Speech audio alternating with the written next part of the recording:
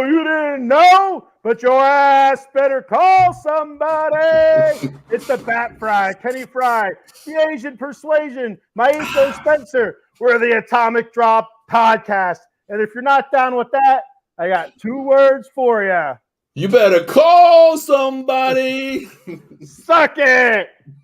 Well, I want to call somebody because, listen, Ken, I am so hyped to be with you, man. I've been waiting to do a show with you. It's been almost a year that we actually did a show together. My God, I still remember the first time we did a show, Ken, your very first show. I was part of that show. And tonight, Dave's in St. Louis, out there having fun out there. So I hope I can fill you guys' great shoes, man, because this is something we can't mess up because I'm a big wrestling fan now that you guys got me back into it. Dude, let's get this party rolling, brother. Oh, absolutely. We got a comment here with the first comment of the night. I love it. Who is it? Eileen? Who could it be? You got a 50-50 shot here. Adam, okay, Glenn, Adam or Eileen? I'm going to go Eileen here. I'm a betting man. I'm going to... Oh, my God, Adam Glenn beats her to the punch again. Again, Eileen's probably wiping the sweat from her forehead after watching our... poor Sheamus getting beat there by Solo Sequoia. Then we have the mayor of Vegas, Rob Hefter, checking in the Fry Foundation. There it is, greatest stable in Pottsville history. There it is. All right, so we'll start off with a Raw recap. With our Raw recap. So the way we're going to do this is before we break it down, I'm going to just go through all the matches and stuff like that, and then we'll break down a couple of the spots that I thought were big in Monday night. So to start the show off, you had Finn attacking Seth, hitting 3 coup de grace, and then attacking him in the backstage also. The coup de grace, Finn Balor's finishing move, the coup de grace, is straight up filthy to begin with. And hit 3 of them the way he did on the outside of the ring. Really, really roughed Seth freaking Rollins up. And so that's going to be a really, really, I think, a fantastic match there at Money in the Bank between those two. It's a long time coming. I don't know how many years they said it was, like 7 years or something like that, 8 years. Right. Since Finn had to relinquish the title after that match with Seth freaking Rollins, but that's going to be a lot of fun. So then you had Mommy, Rhea Ripley coming out, and she absolutely destroyed Natty. Yeah. I feel bad for Natty. Natalya Neidhart. I love Natalya. Been around such a long time. I guess it seems like they're setting her up for maybe a period off, it seems like. Yeah, Ken, I want to ask you that, Brooke, before you move on to the next one. I mean, it's old school to me watching Natalya, and the family involved in that. But is it time for her to retire? Because she looks like she has lost a step. She looks to me like I forgot it was a couple of weeks ago, Ken, when they brought that female in that looked like crap. Who was it? With Trish Stratus. Lita? Was it Lita? Or no, it wasn't Lita. I forgot who it was. Yeah, Lita. Was it Lita? Lita looked really, really bad. Yeah, that's who reminds me of, like, not to that certain standpoint of Lita yet, but to me, Natalya is just like so slow. It's just like, okay, they're giving her a 30-second match, a minute match, and you're done. What are they setting her up for, Ken? Well, my thought on Natalya is now I wonder if, is there an injury? Is there something else going on? Is she at the end? Is this going to be like retirement type thing for her? Mm-hmm. I would kind of hope that she'd get a better run at the end of her career because she's been in it for such a long time with WWE. Yes. And, it's meant so much to that women's division when it was absolutely crap before. She was like the lone shining star. Yeah. I mean, there was a couple other ones, but she's the one that always kind of stood out to me. And now that the women's division is so good, I mean, she's quite a few steps behind now. And so hopefully it doesn't lead to retirement, but I'm thinking either it's going to lead to a long time off of TV. You won't see her for a while, or it could be one of those things where it heads to retirement and, maybe she turns to being a manager. Maybe she goes Hollywood. It seems like ever since the what the hell was that TV show on E! Entertainment? Divas, the Divas or whatever. Yeah, the Divas. Yeah. So, I remember watching that, kid. Yes, we can talk about that anytime. So it seems like kind of after the Divas, the WWE Divas on E! Entertainment, she kind of started going more away from like gritty Natalya to kind of like fancy, like shiny Natalya. So is that something she's going to go towards, maybe Hollywood or something? We'll have to wait. See, maybe there's another promotion out there that she's leaning towards. Who knows? I'm thinking her time may be done in WWE. But is it possible, Ken? I know we talk about WWE here, but is it possible that she goes over to AEW maybe? Oh, absolutely. It's AEW is so exciting right now with MJF and CM Punk. I don't watch a whole lot of it. Me either. Of AEW, but so me, I'm always searching stuff up, so I'm always getting like, especially wrestling wise right now. So I get all these stories to read for wrestling, or I get video clips. So I'm constantly watching stuff like that, even though I don't follow AEW. I like watching MJF curse and yell, and he says a lot of crazy ass stuff. He does. So that's a lot of fun there. But yeah, she could absolutely go there. There's Impact Wrestling also. Maybe Japan is an opportunity for her, or even I think as ROH. I think that's still a thing with AEW. The Ring of Honor thing. Yeah. I think I could be wrong, but I think AEW actually revived Ring of Honor, but I could be wrong with that. I'm pretty sure they did, though. I know the last time I actually watched AEW, they were talking about it, or it was like restarting, because during the pandemic, Ring of Honor actually shut down. Okay. They actually closed down operations, and they're retooling, or whatever the hell that means. They're retooling stuff, and I'm pretty sure AEW bought them out, or whatever, revived them somehow, or whatever it was going to be. Yeah, because I tell you, watching Natalya, it's just like, it's like watching me wrestle now. It's like I'm 2 steps behind. You can tell. Like, I watched it last weekend, and Ripley did this move on her, and Ripley was meant to hit her, and Natalya just fell like 3 to 6 inches before it even happened. I'm like, oh my goodness, girl, it's time. And she's so much better in that, and that's exactly the bummer part of it. She's so much better in that, and it would be. There we go. I switched it over to Raw. Raw. So I don't like seeing her like that, because I know that how well she's wrestled in the past. Yes, and I'm a huge fan of her. So it's a bummer. But yeah, maybe that and that all could be just part of her storyline.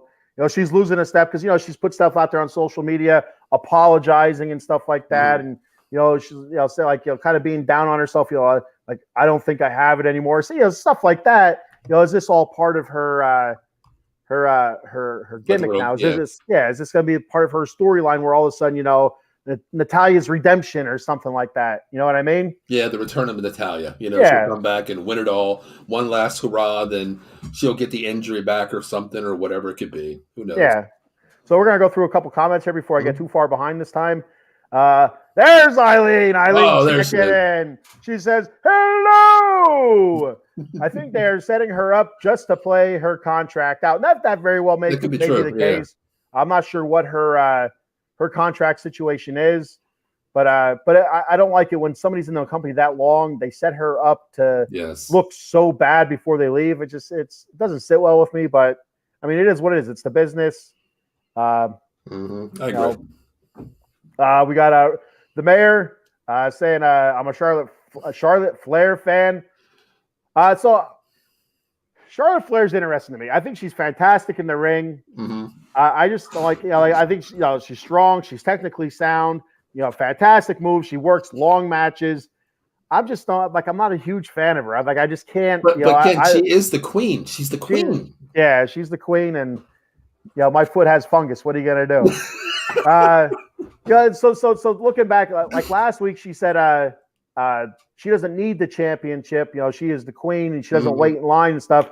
And so my first thought is like, no, you do need the championship, because the first day you come back, you're going right after the championship. So that tells me a little bit of insecurity there for the queen. She's been away a little bit, and maybe she's starting to feel like she's losing a little bit of a grip on the women's division, because she was the one. Like I just said, Rhea Ripley has the Raw women's locker room on lockdown. Charlotte Flair used to be that woman. She used to have the whole women's division on lockdown. Does she feel like she's maybe losing that grip a little bit? Honestly, I mean, I love. She's a great technical wrestler. Her microphone's great. Everything she does is so good. But I'll tell you what, I agree with you. She doesn't stand in line for anybody, just like she said tonight. In her ring little service announcement there.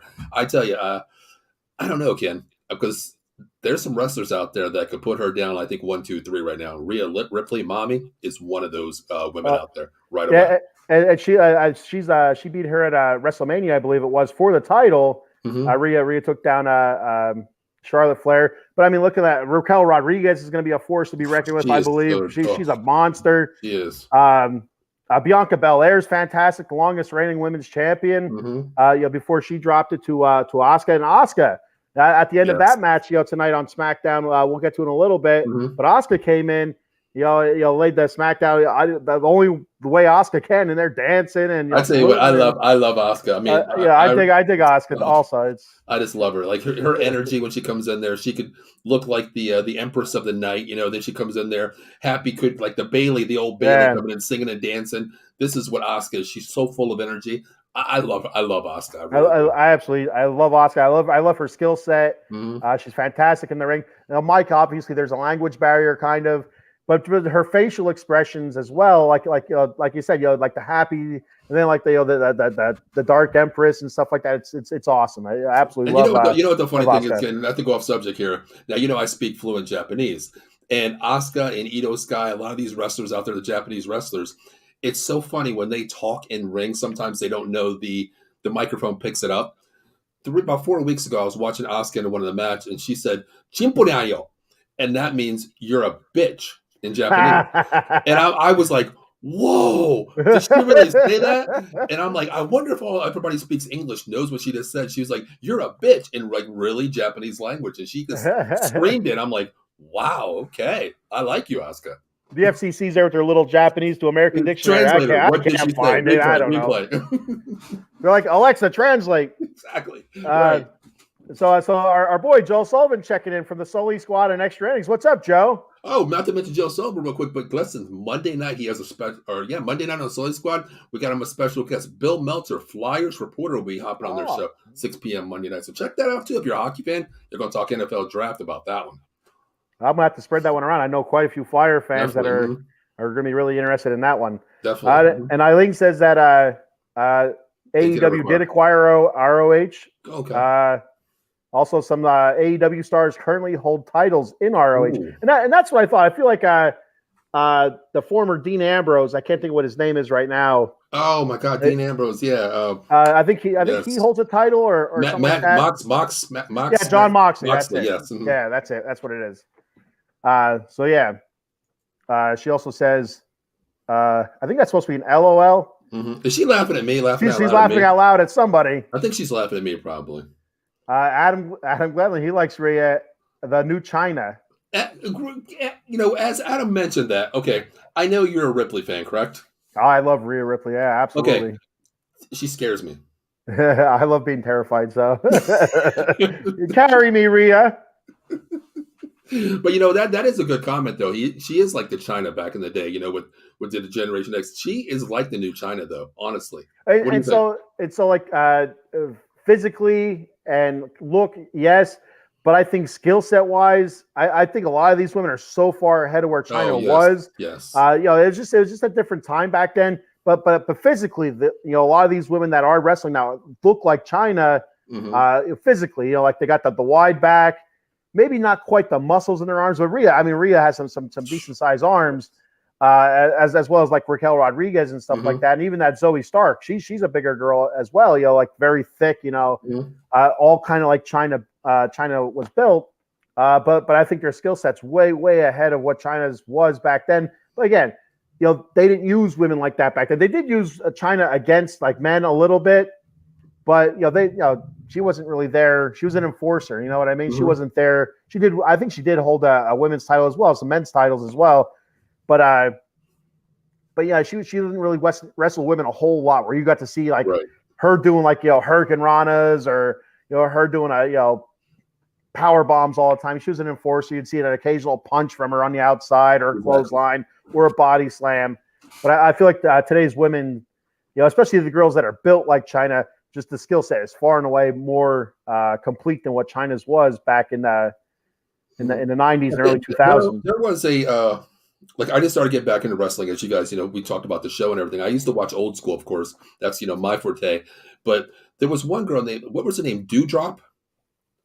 Yeah. Like that's a big girl too, and she can fly off the top rope too, and like that kind of movement. And you go back to China, just like you said, she was an enforcer. And then you look at girls like Dewdrop, Rodriguez, and even Bianca Belair, a thick woman. They can move. I tell you, it's insane nowadays how it's transformed from old school to new school.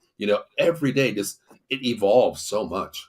Well, and Dewdrop, I haven't seen her in a while, so I don't know what happened with her, but I don't know if she's on NXT or something. I don't watch NXT right now. I'd like to get into NXT, but I mean, You get 3 hours of Raw, 2 hours of SmackDown, and more time. Like I said this last week, it's a lot of wrestling to get to, a lot of time to put off to the side. Yeah. To try to thank God for DVR, because I was watching Raw this morning and this afternoon because I have a DVR. This is the best time on Friday where I don't have to work tonight, where I can stay up a little bit later before going to bed, and so it's hard to get to all these shows. It's a lot of wrestling to watch because I watch SmackDown and I watch Raw, of course, and all the pay-per-views, of course.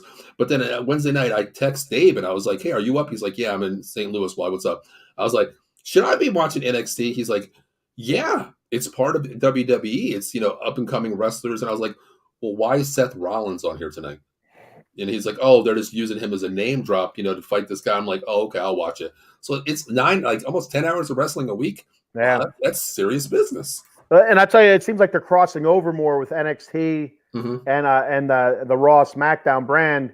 We'll get to SmackDown a little bit, so we'll talk about that more in a little bit. I'll just pass over that. But yeah, it seems like they're doing more crossover stuff with NXT, and whereas NXT in the past was more of like like a JB Farm system, pretty much. Kind of, or they bring like Kevin Owens, when they brought him in, and like Sami Zayn, and even like Samoa Joe, they all started down in NXT because they had to. They didn't need to. Those guys are seasoned vets, have been wrestling for a long, long time in huge matches and stuff like that all across the world, but they still had to contractually go to NXT. Complete, so many months or whatever it is. So I guess they could prove to the powers that be at WWE that, okay, they're ready for it. And, then eventually they do make their appearance and they stay on the roster. Gotcha. So, but then there are also some guys that are internet sensations that need that NXT, like need to work on the mic, need to work on this and that. And then they come up and they really show out then. Hell, if I went to WWE, I'd start down in the alleyway down my street here. That's where they would put my ass, They'd put me in a bathroom with a mop and a bucket. That's where I would be. All right, here's your first day at WWE headquarters. Go ahead and start mopping the floor in the bathroom. Make sure. You and I, Ken, would be that guy in the promos where we're sweeping the floor and somebody comes down and just beat the hell out of you, and you just fall to the ground like, he just wiped out 2 security guards and the custodian. I'd be like, that's me. Well, that's like old school during the Attitude Era, like somebody's looking like, oh, where's Stone Cold at? And they go busting in the bathroom. Like, oh, somebody said I seen Stone Cold in here. There's the poor janitor. Yes. Did you see Stone Cold in here? No. All of a sudden he gets an elbow to the forehead and the janitor goes down. Like, what the hell did the janitor do? He didn't see him. Get off his back. Earn $5.15 an hour and stuff like that. Scraping poop off the sides of toilets and stuff. That poor guy gets an elbow in the forehead. He didn't deserve that. I know those. I tell you what, Ken. The promos that they still use back in the day from to now are so like, it just cracks me up. It's like you laugh, you cry, you don't know what to do half these times. It's so insane. It really is. It's good stuff, and you can see it's neat to see the evolution of the product. But you're just going back and be able to watch that old school stuff, and it's from the 80s, when they had the gimmicks, to the 90s where they had like the working gimmicks where you had the Repo Man, the IRS and stuff. Until now they're using real names and they're using stuff like that. It's just seeing the evolution of it's really neat. It is. It's evolved so much. It really has. Oh. So next in Raw we had Cody. We had a 6-man tag match. We had Cody, Sammy, and Kevin. They beat the Judgment Day. It was a pretty good match. Rhea got involved a couple times. Really athletic match. A lot of back and forth and Cody, Sammy, and Kevin came out on top of Judgment Day. And I'm telling you what, I'm really liking Judgment Day right now. I felt like Finn Balor was like Finn and Damian Priest was kind of leading to a split where I was thinking if I didn't know if Finn Balor would be leaving or if Damian Priest would be leaving or getting kicked out, however you want to look at it. But I'm not 100% sure because I feel like Judgment Day, even though they lost that match to Cody, Sammy, and Kevin, I feel like that maybe there's like momentum there. That like it seems like their Judgment Day is like becoming the next big thing. Now that the Bloodline split, they're going through the Civil War because it's not the Bloodline's not really a faction anymore because it's just 2 tag teams now. You have Usos, which is 2, and Solo Sikoa and Kevin and Sammy and what's the other one? Yeah, no, the Bloodline. Roman Reigns. Roman Reigns. Roman. Jesus Christ, I can't remember the tribal chief's name here. You're not going to acknowledge the tribal chief. You're not acknowledging the tribal chief. Well, I'll tell you what. The funny thing, like we talk about evolution and stuff like that. The evolution of Roman Reigns, from starting in the Shield to being pushed down our throats. I was watching pretty wrestling. I've been in and out of wrestling a while. I said that the first episode. But they really shoved Roman Reigns down everybody's throat as the next super baby face, the next good guy that's taking over for John Cena, and nobody wanted it. Everybody liked him when he was in Shield. They'd cheer him. He'd do that whole thing before he'd do a Superman punch or the power bomb or whatever, the three-man power bomb. But after that, after the split of the Shield, they shove him down their throat, and everybody's booing him. They can't figure out why. He wins the Royal Rumble, and they boo him and The Rock in the ring in Philadelphia. So it's and now, but seeing where he's at now, where people are just going nuts over him. He's a super bad guy. He's a super heel. And acknowledge me, and people just go nuts over it. So it's neat to see the evolution of Roman Reigns. It's really Ken. I want to ask you something. I'm going to ask you. I'm going to interview you. I want to know this about you because you are the most energetic person I know. Anything I do. Now, when Roman Reigns comes out there and he screams, "Acknowledge me," do you ever talk to the TV? I do, yeah. What do you say when he comes out there and says, "Acknowledge me"? What do you say? Well, so it depends on the day, actually. So like last Friday, when I was watching, he's like, oh, last week was a different story because Usos just flipped the roof on fire. Yes, but I'm like I start laughing. They're like, oh yeah, acknowledge you. Well, then there's a few weeks ago, I see him. He goes, acknowledge you. I wasn't watching week to week yet. I was kind of slowly getting back into it. And he's like, acknowledge me. He's like, well, hey, now you acknowledge me. I'm a tribal chief. I am talking to the TV.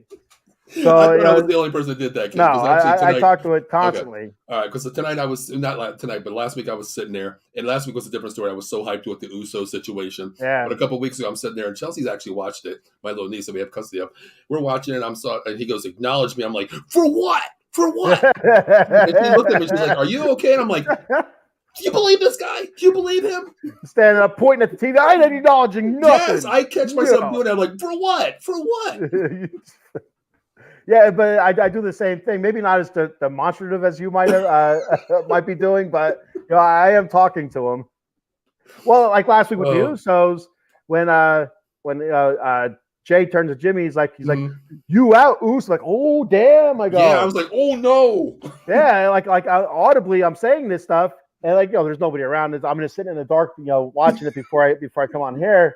And I'm like, he goes, I guess I'm out too. It's like, oh shit. Yeah, and, then that happens. They're turned around. I'm like, I scream. I'm like, yes. I'm jumping up and down. My dog got kicked a couple times, and I'm about to power drive my dog. Everything, I'm so like, oh. But I do have a scenario, a theory on the whole Civil War thing. We'll talk about that once we get to it. So then after the Cody, Sammy, Kev match against Judgment Day, Ciampa. I have a hard time saying this right. Ciampa. It's really hard. But I seen him wrestle before NXT. I seen a little bit of his stuff down there. And when he came up to the main roster, great skill set. Really good wrestler. I think he's going to be a player in the championship window for a little bit. But he ends up wrestling The Miz because The Miz said he was going to challenge Seth Rollins in the open challenge on Monday night, but of course, Finn Balor took care of that. So Miz put out an open challenge to whoever wants to fight, and Ciampa came out and took care of business against the Miz. And then also the backstage vignette for Ciampa put everybody else in the locker room on notice, saying that he wants the title, he's going to take the title, this, that, and the other. So watch out for Ciampa. I don't know if I'm saying it right. It's starting to irritate the shit out of me. I know, I can't say it either. That's why I'm letting you go with that. I don't want to butcher his name. Like every time I say it, it's like, is that right? It doesn't sound right. It doesn't feel right. But it looks, it's whatever. They know who I'm talking. The guy with the beard and the bald head. There exactly. You go. Yeah. So after that, I also had Indu Sheer. That's the two Indian fellows that are managed by Jinder Mahal. Did you see the first Iron Man movie? Yes, I did see the first one. Tell me Jinder Mahal isn't the villain from the first Iron Man movie. Tell me he's not the villain from the first Iron Man movie, the Ten Rings guy. I mean, come on, he's the villain. Exactly. Yeah. Before you had the dude from King Kong come in and blow him up and stuff. The Big Lebowski killed him. But anyway, Indus Sher came in. They've just been in all squash matches. They've just dominated everybody. They took care of Cody Alexander and Shelton Benjamin. Mm-hmm. Then you had Matt Riddle come out and beat Ludwig Kaiser, and then get his ass beat again by Ludwig Kaiser and Gunther. Gunther, yeah. So and then one more match here. Viking Raiders beat the Alpha Academy. Maxine hit a suplex. They've been practicing with that, so they're all celebrating. She hit a suplex. Then the Viking Raiders, they end up scoring a pinfall while they're celebrating. So yeah, I seen that. I'm like, some things are predictable when you watch it. Yeah. Like you see, what's his name? The guy that does the shoosh thing. What's the one? Forgot his name already. Otis. Yeah, Otis. No, Otis is the thick guy. Otis is the thick guy for sure. He's outside, celebrating. I'm like, okay, he's going to get pinned. And next thing you see is 1, 2, 3. I'm like, you got to be kidding me. Why? Yeah, it is really like they'll probably wrestle again next week because it's so many weeks in a row, and it's getting kind of old and stale. But it's going to lead. There's going to be a send off for it. So hopefully it's rather sooner than later, because I like the Alpha Academy. I like their comedic talents. I also like the Viking Raiders. I think they could be a dominant tag team. Let's get them off of each other now. It's kind of it's stale. They've been at each other for a while now. Yes. So the whole Maxine part of it, and then Valhalla, that's entertaining, but it's getting old now. So it is. It definitely is. So then we have Trish Stratus getting the final women's spot for the Money in the Bank ladder match by beating Raquel Rodriguez in a disqualification. So what happens is you have what the hell? I can't think of her name now. The redhead. I can't think of her freaking name. Becky? Yeah, Becky Lynch. That's it. God damn it. That happened. But every show I do, that's what I do. I'm like, I love Becky Lynch. I was a big fan of Becky Lynch when she was Steampunk Becky when she first came in. Oh, yes. Remember Steampunk Becky? In fact, I love Becky Lynch. Did you ever lose like interest in Becky from her from that situation to now? Did you ever lose interest in her at all? More so now, I have lost interest. I don't know. Like I like the Steampunk Becky. That was my favorite. Then the Man Becky, where she's kind of I lost it. That's where I lost it for the man. It kind of started from there. She got her nose busted open.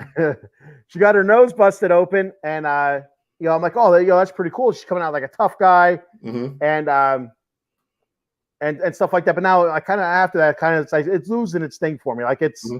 Yeah, I'm kind of losing interest in Becky Lynch. You know what? Real quick, I just got some information. Did you hear a doorbell? I did hear a doorbell, but I just heard, that like he has to make an appearance tonight because of the fact that St. Louis police are after him because he's laying the atomic drop in St. Louis right now. So he wants to join the show. So he has a what's that word? Damn, what the hell is the word? Ken, I'm never in trouble myself. So he needs an alibi that he was on the show tonight. There it is, alibi. So I do hear a doorbell somewhere. I don't know if you guys can hear it out there, but I did hear a doorbell. Ding dong. Ding dong. Well, let's answer the door, Ken. Who is it? Who is it? I think it's Hey! Hey, Cowboy Dave. There he is. What's up, guys? What's going down? What's going on, Dave? I heard you gave Albert Pujols an atomic drop. I did. I had to. You know it. Live in St. Louis. What's going on, gentlemen? What's going on? Just talking a little bit of wrestling. Wrestling?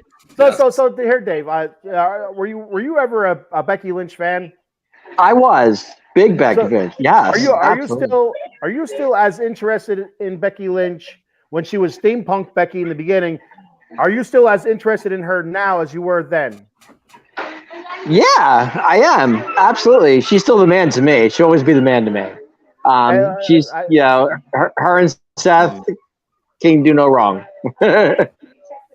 and so, I've kind of lost. We were just talking. I was a huge fan of Steampunk Becky when she first became the man. I'm like, all right, I can dig this. I like this tough girl Becky out there, kicking ass. But now it's stale for me. I don't know. It's just like she doesn't have that same aura. She doesn't have that same the man toughness, I feel like, as she did when she first became the man, was first so dominant from Steampunk Becky to the man. Right. Is this because of the Trish thing, though? Could that be it? Like, even before that, I just don't feel like Hoochie wrestled where she was wearing the all yellow. Was that WrestleMania? Oh, that was the one overseas, wasn't it? In Saudi Arabia or something like that. Yeah, you're right. I think it was Saudi Arabia. But like even there, before that, it's just like I don't know. I just like. Well, wasn't it? It was Bianca, wasn't it? Yeah, you know what? I think you're right. I think it was. Okay. No, was it? Was it Bianca? It doesn't matter who it was. Because she beat Bianca in like 16 seconds or something. Yeah. Remember? And she won the title that night. I just feel like she's been stale recently. I don't know.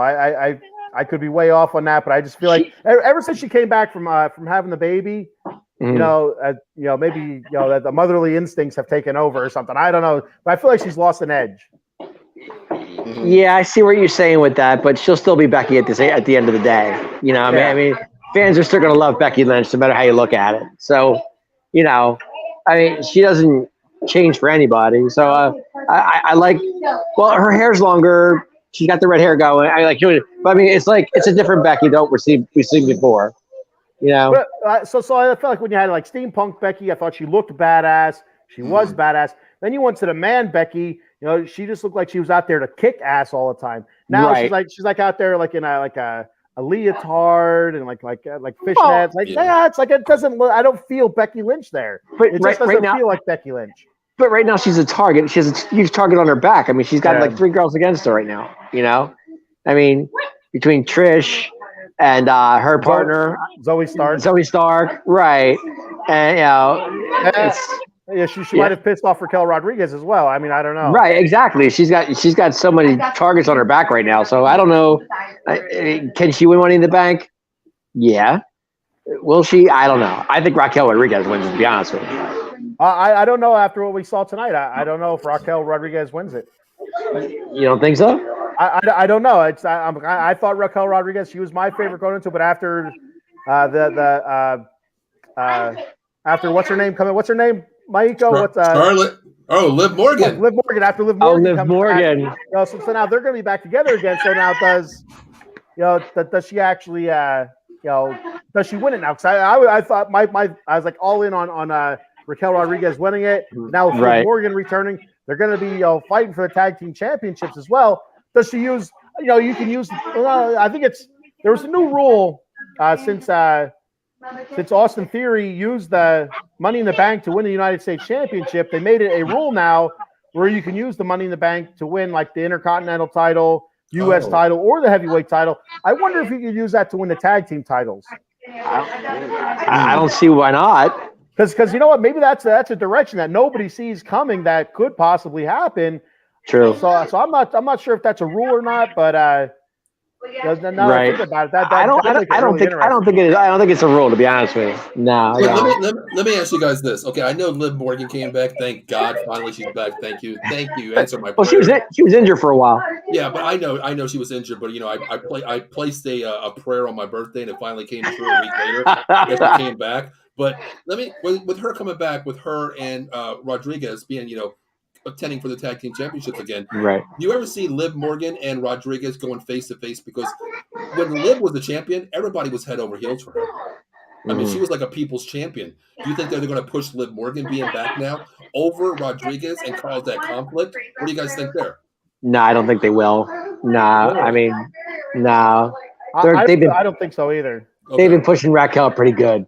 I don't think they'll push her for a singles title immediately. If they do, I think it's going to come months down the road after this is all resolved. With, with their issues with Shayna Baszler and Ronda. Ronda, yes. Yeah. So that might be a couple pay-per-views. Who knows? Yeah. That's so because I guess yeah. So yeah. I see what you're saying. I definitely see what you're saying.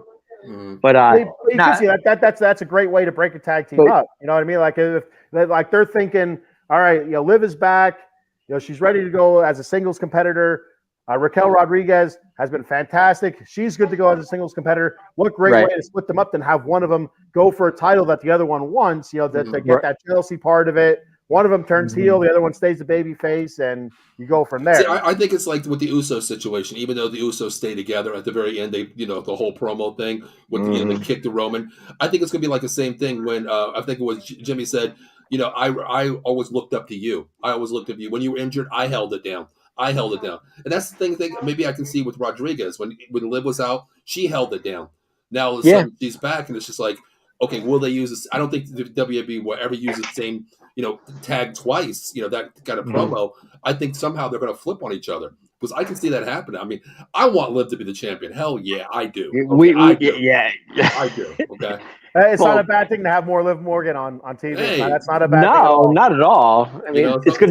Sometimes I got to tell them it's okay. It's after 10 o'clock. You got to get out of the room. I'm watching Liv for a second. Okay. No, I'm glad she's back. I love Liv. I love. Oh, I know. I know you do. I know. I'm glad she's back. I mean, it's good to see Liv back. Always a pleasure. All right, I'm going to hit some comments here real quick. Before I get too far behind. Eileen said she loves Doudrop. Doudrop. Yep. She also said she hasn't seen her since but now she's Piper Niven. Piper Niven. I thought that's her original. Yeah. That's her original name. They just gave her. I've heard that name, but I haven't seen her yet. Rob Hefner says the Attitude Era is one of the best eras of professional wrestling. Absolutely, no doubt. Rob Hefner says suck it, and that's the bottom line because Stone Cold said so. And there's our boy Dave Yarnell saying, "Hey fellas, hey Dave." Wait, Dave, have you been cloned? Is this somebody looking for you that you gave the? No. I was trying to get your attention, but it wasn't working too well. So. Oh, okay. Adam Glenn says Judgment Day is going to be big. That's why Damian Priest should win the Money in the Bank. And I agree with Adam. See, I don't think Damian. No. Damian Priest is not. I don't think he wins Money in the Bank. I don't think he's going to win either. I don't think he's going to win, but I think he could win it. Now, let me just say that. I don't think he's going to win. I think he could win. I think it'd be awesome for Judgment Day and bad for Judgment Day if he won the Money in the Bank. If for some reason Finn Balor would win the championship off of Seth freaking Rollins, then you have, well, are you going to cash it in on me? Are you going to cash it in on me? And then all of a sudden, you know what I mean? Like that would drive a huge stake in Judgment Day.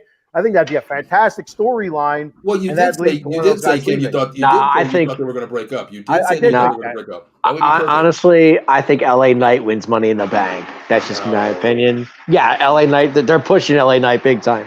I think my messenger. Yeah, I think LA. Yeah, you're funny. I know. I think LA. Oh, Dave, Dave, are you in trouble because you said, "Please, Paul, the cops are after me. I just atomic truck. I'm gonna drop 3 assholes in the parking lot. Please put me on. I need an alibi." That is correct. And he Ric Flair chopped the waitress. Oh, Dave. Eileen says, if I have wrestling on when my mom is around, she will ask so many questions and just act like they're really hurting each other. Oh, my gosh. So Eileen also says it seemed like they were reuniting the Hurt Business with Alexander and Benjamin. Now they are neither really on. Well, and when they are on, it's like pretty much squash matches. Adam Glenn said, I think Becky should win the women's Money in the Bank. She's got an uphill battle on that one. She's an uphill battle. Becky has had such a career. She's never won Money in the Bank. So this could be they could possibly do that. That's a possibility. But I still think I know, but who knows? I mean, CEO Adam Glenn has a message for you there, Cowboy Dave. CEO Adam Glenn says, no days off. So, hey, Adam, I'm here, man. But dude, I was at a friend's house in St. Louis and having a good time. And Dave, just tell the truth. That's why you're sweating right now because you just I'm not sweating in the parking lot. No, Tito Santana flying forearm to somebody. Vegas Rob says Dave Yarnell looks like he's having a good time in St. Louis. Yes. That's what he's doing out there. Our boy Mike Fuji from the Sully Squad says, "What's good, fellas? Congrats and best with the new show." And then he also says he's an old school wrestling fan. Just saying. Thank you, Fuji. Hey, you know what? Real quick, you know how we are family here. That's what we are about. Real quick, since Fuji commented real quick, guys, on July 8th, make sure you stay tuned. Fuji's Philly Flair, Saturday, 11 a.m. He's going to be interviewing a lot of people out there from Philadelphia beyond. Great show. He came to me and wanted to do it and say, let's do it. Can't wait to have that show produced. So, guys, July 8th, Saturday, 11 a.m. Tune in. Fuji's Philly Flair. It looks exciting. I'm happy for Fuji. Yeah. You know what? I'm an old school guy, not to take it off subject. You guys remember that group called Tough Crew? No. You ever heard of that? It's a rap group. Fuji's going to have the lead of the DJ on that show as first episode. Really? Wow. Yes, Go Fuji. I used to be a popper, a break dancer. I can't wait. I used to jam that. I used to Wow. Yes, I used to jam to that song. Uh-huh. Yeah. What was it called again? I don't even remember, but I never remember the beat. It was bad as hell. It was one of the baddest ones, man. I tell you. It was My gosh. It was like all the breakdancing beats, old school scratching. Oh man, it was awesome. Can't wait. All right, Tough Crew. Mm-hmm. Good luck, Fuge, with the new show. I hope it goes really well for you. I'm behind you 100%. Definitely, we all are, brother. Actually, we all are. Sorry. That's what I've been saying. But first of all, going back to Money in the Bank, I still think LA Knight wins it, guys. I really do. I don't like LA Knight. I don't like LA Knight for some reason. Well, and so LA Knight, yeah. I feel like LA Knight's like super over with the crowd. Knight. Yeah. No. But watching him watching him against Rey Mysterio tonight, like there was nothing that was really over the top, like thrilling about him though. Like there was nothing he has great crowd reaction. Mm-hmm. But I just felt like there was nothing that went like man, I could see this guy winning Money in the Bank, even though I also think that he's gonna win Money in the Bank. Right. But I'm kind of leaning more towards Damian Priest now. You know, as much as I like to see like somebody like Ricochet win or Nakamura again. But it's like for me, it's LA Knight or Damian Priest, and I was all in on LA Knight. But like the last couple of weeks, I'm kind of like, he got rolled up and beat by Santos Escobar, and then his match against Rey Mysterio was kind of like, it's all right. See, you guys are thinking inside the box on this Money in the Bank challenge. This is I will give you mine when we get to that subject. But this is definitely LA. This has got to be an LA Knight win. It's got to be. I just don't want to see it, Dave. Oh, hey, Knight when he wins. Yeah. I don't want to see that crap, Dave. No. I love LA Knight. I'm a fan. I am. Going back to the championship with Seth and Finn, I don't see Finn winning. I don't either, but I think it would be an amazing storyline if he did, and Damian Priest would win the Money in the Bank. I think that'd be an amazing storyline. But then you're giving the what do you call it? I can't think of their names. Judgment Day. Yes. What? Yeah, you're getting Judgment Day. Like, you got a case of the Kens. The pay-per-view. I don't want to do that. No. I mean, they've done it for the Bloodline. I mean, why not? Judgment Day is the next Bloodline. That's what it seems like. Now the Bloodline's getting splitting up, supposedly. Yeah, I see. I get it. But my question to you guys watch it more than I do, is Demon Balor coming back? Demon Finn here. Is he coming back? I don't think you'll see the Demon. I hope that's my favorite. That's my favorite. Oh. He has to be brutal. He has to be vicious. He has to be relentless. That's why I think you're going to see Demon Balor. Mm. You really think we're going to see Demon Balor? No, I don't think so. I think so. I hope so. But it takes so much time to put that goddamn makeup all over himself. I mean, just to have it smeared and stuff. So I don't know. Yeah. Funny story, Ken. Well, if you guys remember, Seth did say, I think it was last week, which Finn Balor are we going to see? Yeah. So, but I don't think he meant it in that kind of way, like the Demon Finn Balor. I think he meant the Finn Balor 7 years ago, where he was champ and got injured. Finn Balor. So I don't know where he's really going with that. Yeah, just like you said, it takes so long to put the makeup on. Like 3 years ago, I had a choice: either get LASIK surgery, wear glasses the rest of my life since I wore them since 16, or get contacts. I took the easy route. I got contacts. I got my first pair. Ken, no lie, it took me 3.5 hours to get one damn contact in, and I was like, "Screw this." These guys are like, it's the makeup, the contact lenses, and everything. How the hell could I do that? I would have in my contract that I can't wear contacts because I'm a big baby. I'm a puss. I'm not wearing contacts. That takes like hours to get that makeup done in front. Oh my god, you get it perfect. You put it on contact and you get it like right here. Oh, no. You're like, that was like me. Yeah, that was like me. That was me. Every time I put it in there, I'm like, okay, I got this. Put it halfway. Then as soon as you see something coming to your eye, you're like, nope. But I can see Finn leaving the Judgment Day because the way they're doing this, I think he might just. Yeah, I think that might happen. Well, like either like getting kicked out, they turn on him, or right. They turn on Damien. I don't know. I feel like one of those guys are going to leave the Judgment Day. I think he turns on them. I don't think they're going to turn on him. You know who I want out of the Judgment Day? I want Dom out. I can't stand Dom. Oh, Dom is the best deal in the business, guys. He has white hot heat there. So it's. Mm-hmm. Yeah, it makes me feel like if he can do it, I can do it. I can get a mommy too. I can get a mommy too. Not, you know what I mean? Cody's not going to lose to Dom. That's not going to happen. No, I know that. But we might see. I'm not saying we will, but we might see Brock in that match somewhere, some way. Mm-hmm. I now I want to take this outside the box real quick. Okay, I've been on Twitter and I've been looking at. I didn't know Cody Rhodes' wife was a wrestler too. Oh, I didn't know that either. I seen her. She's actually. I heard that somewhere. I just didn't. Now I seen a Twitter thing with her and Cody. It's saying the American Nightmare. 2.0 because they have a kid together, a little bitty kid, and something like that. And she was training in the ring, taking bumps like that.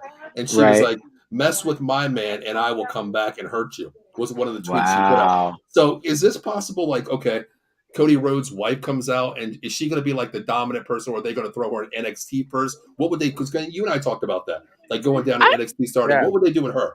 I mean, the name alone, Well, if they're going to bring her in, it's going to be for a tag match. It would be Dom and Rhea against Cody and his wife. Yes, but I just can't see that unless she is a legitimate wrestler already.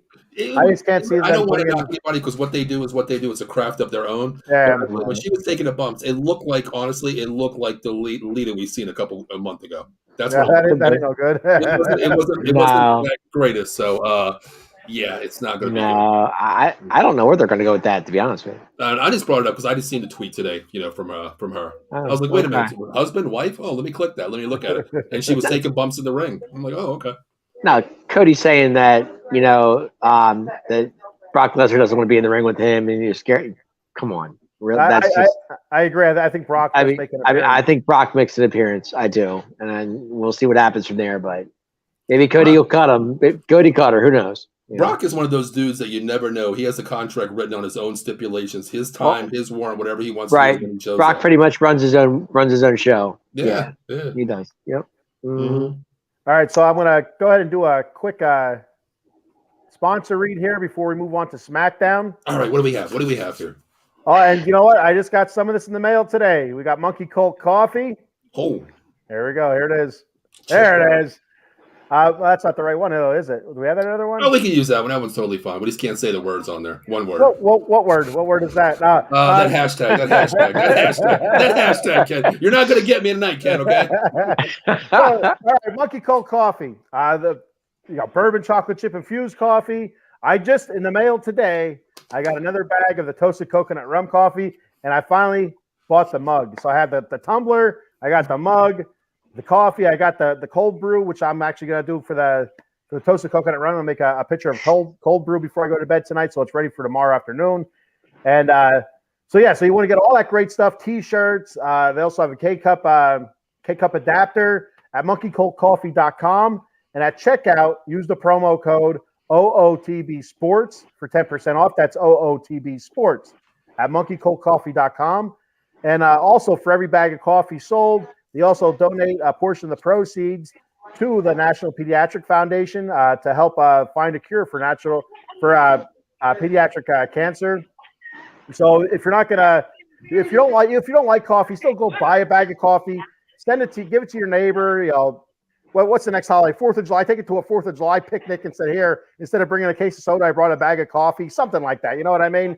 So help the kids out, help find a cure for pediatric cancer, because there's nothing worse in the world than seeing a small child sick like that. So help them out. And we're back. There you go. Oh, man. I tell you that. Ken, I want to ask you real quick. Have you tried their cake yet? The bourbon cake? Yes, the cake is fantastic. I keep forgetting to plug that. Ken, did you get a buzz off of it? I did not. I said that after. So I said that after I tried it, because I talked to you before I bought the cake.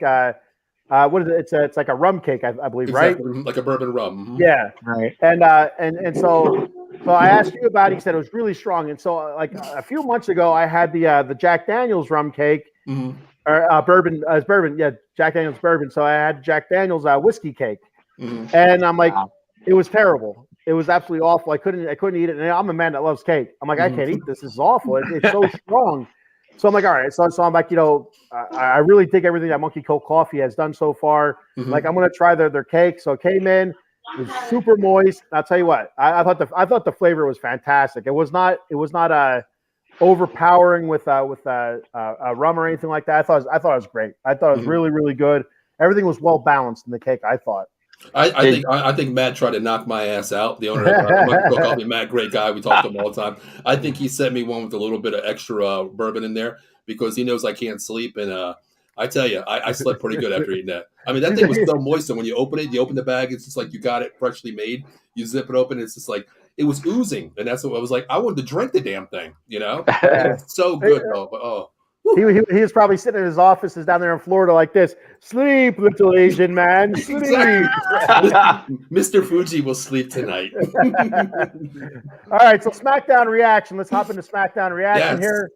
Before we do, I'm going to hit some more comments because I'm way behind again. I'm a little behind on SmackDown because I didn't see anything of it. But you guys can talk, and I'll jump in. After this, we'll get into your SmackDown where you laid the atomic drop on. Tell us about that. Right on the cop outside. Right. Okay. Oh, it was a cop. They didn't say it was a cop. Oh no. Everybody, we're gonna have a GoFundMe page for Dave to get him out of jail in a couple days. So please start the GoFundMe page. Let's leave him for a week or two. Leave him in there for a week or two. You don't know what can come out of that, Right. Maybe he jumps right. No, wait, he might be coming out saying mommy, mommy, mommy. Stop picking on Cowboy Dave. Rob Hefner says Adam Glenn, stop picking on Cowboy Dave. It's okay. Rob says Dave Yarnell. Adam Glenn says Dave took a half day. Ken has the Roman schedule. Yeah. he has that contract stipulation we wrote from out of the box where he can show up when he wants to. That's right. That's in my contract, Adam. Yes, sir. Dave comes walking. Acknowledge me. Acknowledge. Yes, sir. Yes, sir. Mike Fuji says thank you for the shout out for the new show coming up. We'll plug the heck out of that one. Eileen says I thought LA Knight, but now Logan Paul she's thinking for Money in the Bank. I'm still gonna stick with. No, Eileen's gonna back me on this one. I'm sticking with LA Knight. I'm going Logan Paul. That's my other box. Yeah, but Logan Paul he's a part timer. You got to go with LA Knight. Hey, I don't know, man. I think Logan Paul can go. I wouldn't be surprised. I'm not saying he can't go. I'm just saying he's a part timer. I would not be surprised if he is a full timer come pretty soon. I mean, there's a lot of for him. Yeah, but if you're going to give him Money in the Bank, that means was he going to cash in on Seth? Yeah, they had that whole program going for a little bit there, and I don't think it's finished. Yeah, they did, but I don't know about that. That's why I thought when Seth announced that he was having the open challenge on Monday, and then they announced right after that Logan Paul was going to be there on Monday. I'm like, I wonder who's going to. Ken, that's a great point because it was in Cleveland too. Yeah. And that's why what's that have to do with anything? That's his hometown. He's even though he bashed Cleveland in the beginning, but that's the Miz's hometown too. So what's the matter? Okay, well, Logan Paul, Miz, 5 million subscribers, followers versus he is like, I'll show up when I want to show up. I want the title. I want to be put in. Like, come on, you think about it. I get it. What other guy can come out and take 6 months off and just come and say I'm in Cleveland, I'm showing up tonight, and I'm putting my name in the Money in the Bank challenge match? Why not? Why? It's Logan Paul. Why not? I guess so. If John Cena walked up and said that, I want Money in the Bank, he would probably get it also. The Rock could do it too tomorrow if he wanted to. I don't think The Rock would want to though. No, that's the whole thing. But no, I'm still sticking with LA Knight. That's all I'm saying. Okay. Well, we'll do the same thing we did last time. We'll put the predictions on there. We'll put it on the page, see what people agree. But we'll do the same. Sounds like a plan. We'll do that. Yeah. Adam Glenn says push LA Knight to win it next year. Then Eileen says, I think they killed Demon Baylor last pay-per-view. He fought in it. Well, listen. Hey, listen. Wait. Stop a second. If the Undertaker can come back day after day after death after death, then so can Demon Balor. Okay, he can come back too. I don't want to hear that. Wait a second. The Undertaker's the dead man, though. So of course you don't compare the dead man to. Well, demons die too, Ken. Demons die too. all right. You got me on that one. Yeah. My gosh. Did you watch Twilight and all these? I'm not going to acknowledge whether or not I watched Twilight. I will not do it on here. I will keep my man card. I just set myself up for that one, didn't I? Yeah. That you did. Okay, I was made to. go to the theaters and watch it. Yeah. Paul's like, I can't wait till Bella comes on. Where's Bella? You can't compare the demon to the dead man. No, you can't. But listen, demons and dead men can both. They're dead. They both can come back. Okay, yeah, they both can come back. Yeah. Yes, exactly. Mike Fuji says, "Will The Rock ever come back to the WWE?" That's a great question. Now, to be honest with you, I thought he would have been back by now. You know what? I thought about this last night at work. I'm like, all right, so you're going to have Solo and Roman versus the Usos. What better special guest referee than The Rock? That would have been fantastic. Wait, you want him as a special guest referee? Well, what happens with special guest referees? They usually get involved. Yeah. So I'd be curious as to how he'd get involved, who he would lean towards in the end, and go off of that. But yeah, I think them all involved like that. I think absolutely. But I think the next time you see The Rock, I think it'll be WrestleMania, if anything. Yeah, that's where you use The Rock at your big pay-per-views, your SummerSlams, your Royal Rumbles, your WrestleManias. Yeah, you don't use them at Money in the Bank. You don't use Rock. But it depends. It depends on how long they push this with Roman and the Usos. You know what I'm saying? Yeah. I don't know how long this is going to go. I have a theory on the Usos and Roman Reigns and the whole Civil War thing, but we'll get to that as soon as right. Eileen says Brandy Rhodes, yes, Cody's Brandy wife, Rhodes. is Brandy a wrestler. Oh, Brandy, yeah, Brandy, yeah. I forgot about Brandy. Yeah. I didn't know until I seen the tweets today. I didn't really. She's a wrestler. I had no idea. I have to admit, she's cute. She's definitely a wrestler. Yeah. Mm-hmm. Eileen says it's kind of weird in a sense that next pay-per-view in the States is not until SummerSlam. Wow, I didn't know that. Wait, when is SummerSlam? When is SummerSlam? SummerSlam's in August. It's early this year. It's early August. I just don't know exactly. I want to say 16th, 17th, something like that. So I don't know if they have one more pay-per-view between now and then or not. I don't think so. Because September is Payback, right, Dave? That's what we're right. September 2nd is Payback. Yes. I know because I know SummerSlam is definitely early. I just don't know the exact date on that. Okay, that's crazy. That is. Why do they do that? Why do they do that? Is it just because of ratings, real quick, that they actually ship all the pay-per-views overseas? What do you think it is? Just to build the I think it's overseas. Do you think that's viewership? They love wrestling overseas, so putting it over there is like that's big ratings for them over there. Mm-hmm. It's also big for recruitment as well for their for like NXT, like to bring more more stars up and stuff like that. I think it's right for recruitment. Mm-hmm. But yeah, like to build their market overseas, because how often you can go see them in Reading, Pennsylvania, 6 times a year, but in London, England, you only get one shot at it. So right, yep. Mm-hmm. Adam Glenn says, Ken, did you buy a bag of Monkey Colt for your job? I bought it for at home. I don't think we have a coffee maker for Monkey Colt at Adam job. For his own convenience. That's why he bought Monkey Colt coffee. They get Folgers. Ken gets the real shit. Eileen says, I don't remember WWE ever doing 2 straight pay-per-views overseas. Neither do I. Yeah, that's what. Yeah, that's the first. When I seen it said London I think it's in London. Mm-hmm. I was kind of surprised because wasn't it in England the last pay-per-view in England as well? That's the one with Sheamus and whatever his name was, or something like that, right? I don't know if it was England. I don't think it was England, wasn't it? What was it, or was that over in Saudi? I think it was in Saudi, wasn't it? I know that. I know the one in Saudi because Dave and I were talking about with the women, they had to cover their entire body. Yeah. I think it was Saudi. Yeah, it was Saudi. Definitely. Which still blows my mind why they have pay-per-views in Saudi Arabia and they don't have a woman. Well, but they're big out there, Ken. They love. I don't care how big they are. They're human right, like a whole political. We're not going to get into politics. I get that. The whole political landscape. I'm just really surprised that that's the way they go with it. Being a PG product, and pushing towards kids and stuff. But then they go to a place like that where you can't be yourself. A woman can't go past the elbow, or stuff like that. We're not going to open a can of worms with that. But that's my thought on it. It pissed me off watching it because I was like, oh, she's there. Wait a minute.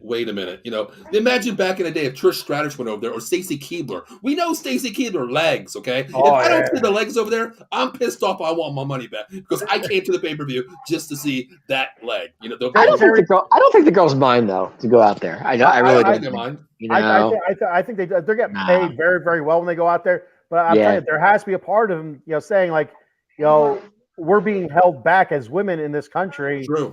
And there has to be part of them. The money. You would think, right? Make people walk, but Jerry. Imagine Jerry the King Lawler there screaming puppies, Yes.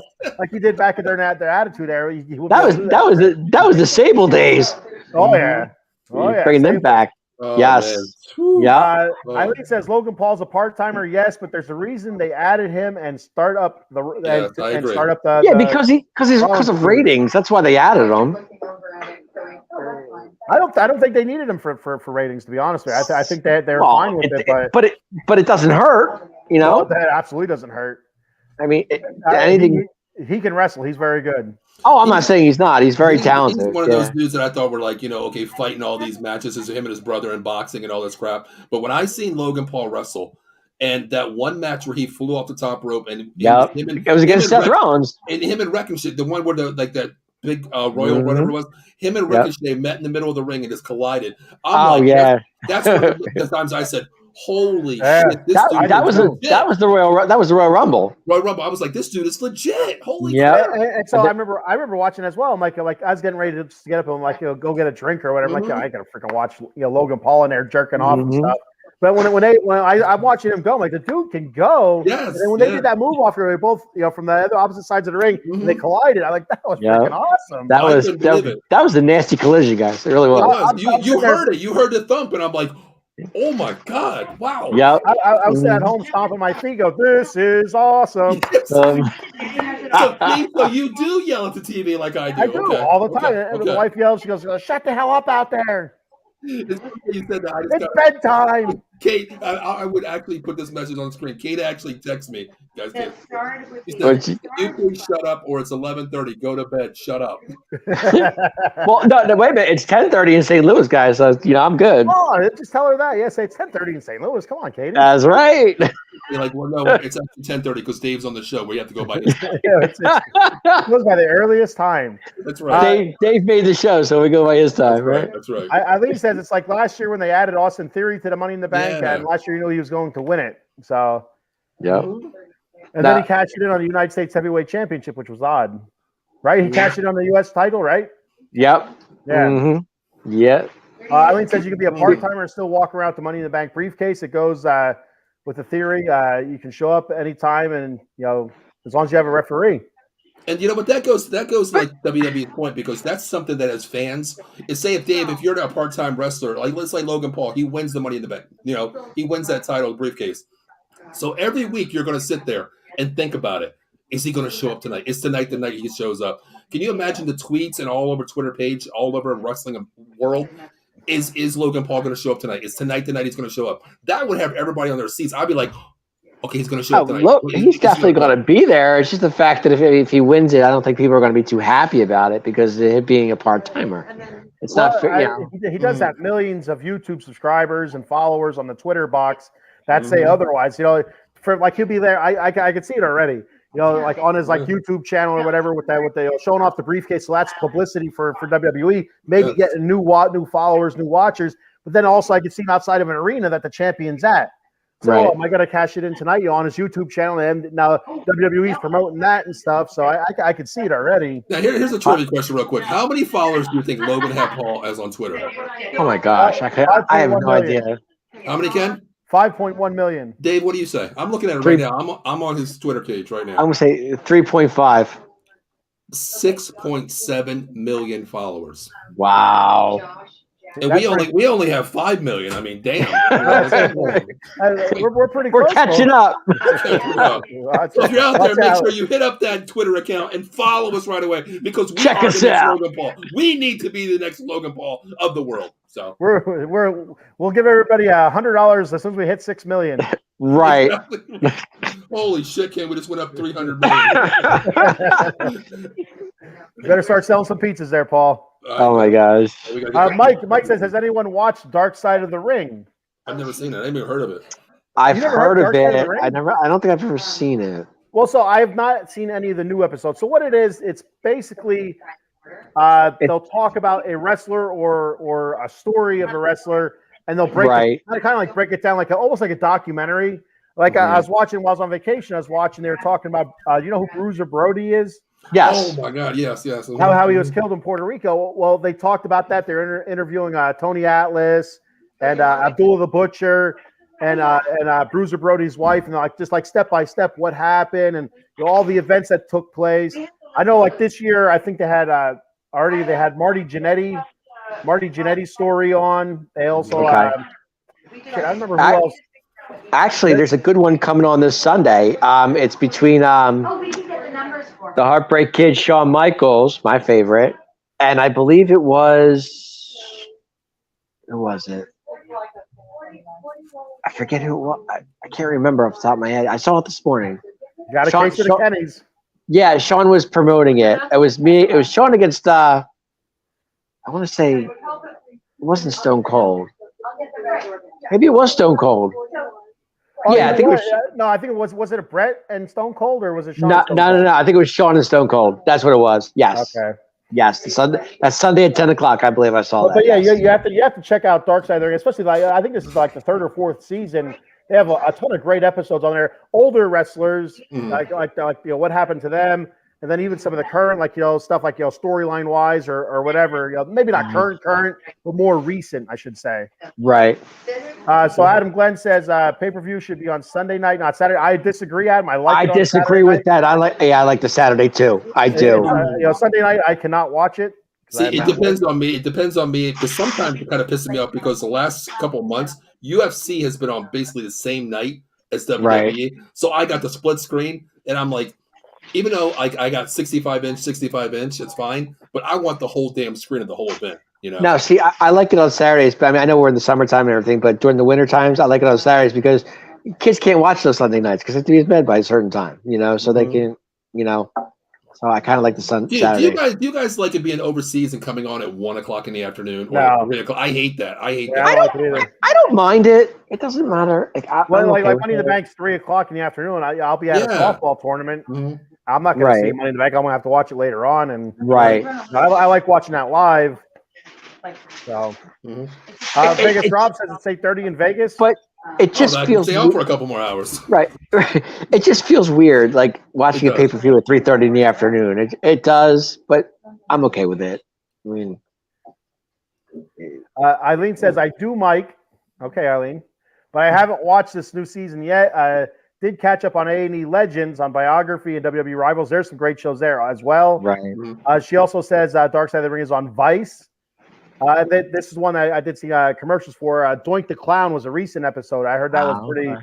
Heard that was pretty good, pretty wild. Stuff you didn't know about Doink and all that good stuff. Wasn't there two Doinks? That's what you hear. I don't know. So growing up, they always said there was two Ultimate Warriors. Right. And then I watched the Ultimate Warrior. I don't know if it was the Ultimate Warrior Dark Side of the Ring or is it Ultimate Warrior Biography. Mm-hmm. But they talked about there was never two Ultimate Warriors. Just after he came back after being suspended because of drug policy stuff, he just lost a little bit of a girth, because of being off the roids a little bit. Right. He looked different. So well, him and Sting were a tag team years ago. Yeah, they were what were they? The Dingo Warriors or something like that. Yeah, something like or something like that, or the Ultimate Warrior was the Dingo, whatever it was. Right. Eileen says, "I wish AEW would do Saturday night pay-per-view since their pay-per-views are long." So what do they do Sundays? They do Sundays, yeah. Pay-per-view. Their pay-per-views are long. They go very they could pass 11:30. And so Vegas Rob says he loves Saturday nights. Yeah, I do too. I like Saturday night thing. I like Saturday nights. I do. All right, so kicking off SmackDown here, fellas. The Usos declared Bloodline Civil War. I didn't see it, so I'll just go along with what you guys were saying. We're gonna break it down here. Break it down. The Usos come down at the beginning of the show, cutting a promo, and basically they said, this is it. This is the Bloodline Civil War. Usos versus Solo and Roman. Family versus family. And and it's all because of Paul Heyman. Basically, they blamed a lot of it on Paul. Mm-hmm. So basically that was it. Just the declaring Bloodline Civil War. And so I have a thought on this. So what are your thoughts? I'm watching them, and sometimes there's stuff that is done is so subtle, but it's put on there for a reason, and it's for you to catch like an Easter egg. They call it Easter eggs. Mm-hmm. Right. So watching it, Jey Uso's out there in a white T-shirt. All right, we the ones. Jimmy Uso's out there in a black T-shirt. We the ones. Normally, black T-shirt symbolizes evil or bad. So I'm wondering if there's going to be a double cross. I wonder if Jimmy Uso's going to turn on Jey, say, "Listen, I was supposed to be the next one in line as the tribal chief. That's why I didn't support you as being a tribal chief." because that's what Jay said. Roman said, "Hey, we wanted you as the tribal chief, but there was one person who didn't think you could do it, and it was Jimmy, his brother." And Jimmy's like, Uso, I didn't think you were ready, blah blah blah. And I think, what if there's jealousy from Jimmy of main event Jay, because Jimmy went out hurt, so you had main event Jay being pushed and stuff like that as a singles wrestler. What if Jimmy's jealous? I'm thinking of Seinfeld now because that one episode where Jimmy was talking in the third person. What if Jimmy was jealous? Now Jimmy wants to be the next tribal chief. What if that's the plan the whole time here to eliminate Jay? Now wait a minute. Don't complicate this the more you're complicating this. You really are. You're throwing a curveball here. Yeah, but you know what? I do like this storyline. I like the storyline because this is something you're not looking at. Because just like when they both came out, he looked at Paul Heyman and said he'd get a little eye wink, like he's the one that said you're not ready. Then he went straight to his face. Did you say that? And he was like, yeah. Now this might be a good scenario. You can't separate the Usos. You're not. Jimmy got hurt. It doesn't matter how you look at it. I get it, but you can't separate the Usos no matter how you look at it. And this, I'll take it to another level. This is what happens. The double cross comes out during the match here, okay? That happens. And then all of a sudden, what do you hear? You see The Rock come down. You're really stretching it. Hey, we're out of the box here, right? The Rock comes down and says, hey, family, we're family. And then what happens? The elbow comes out. He does this. He does that. He does everything. He wipes out the bloodline. And he says, me, bitches. I am the tribal chief. You're really taking this to another level. I know. I had too much coffee today. I'm sorry. Yeah, is that monkey cold coffee getting to you or what? Probably that, and probably that Liv Morgan came back tonight. Liv Morgan. So, but that's just a thought I had. Like after I seen the white, it's a great thought, but I don't think they're going to go that far. That fast. I seriously think there's something to it. They kept saying it. Main event Jay. You're right. You caught Jimmy's that word, hurt. Jimmy's out hurt, and you had main event Jay. He stepped up while Jimmy was out sitting at home hurt. And Jay's sitting there stewing. Jimmy's sitting there stewing about it. That I should be the one getting the push. I should be the main event Jimmy. I'm the older brother. I'm the Oos. Yes. I'm telling you, you're going to that. Maybe down the line, but not now. It's too early. Oh, this is where the line starts. Next Saturday, that's where the line starts. Okay. So does this mean like you're yin and yang? We don't know where you're at because you have the black hat and they like the gray shirt, so we don't know where you're at right now. I'm 100% evil. Oh shit. or no, here as a Raiders fan, I should say I'm 100% bad. Yeah. Bad. Yeah, definitely. Bad. That black and silver is really getting to you. Let me tell you. Bad. Yeah. I like my comic book stuff, so Venom, and Spider-Man, Venom, he's black, he's a bad guy. Black symbolizes bad, evil. So I'm telling you, there's something there. Okay. There's something there. Maybe there is, but like I said, you can't separate the Usos. All right, you're a big Shawn Michaels fan, right?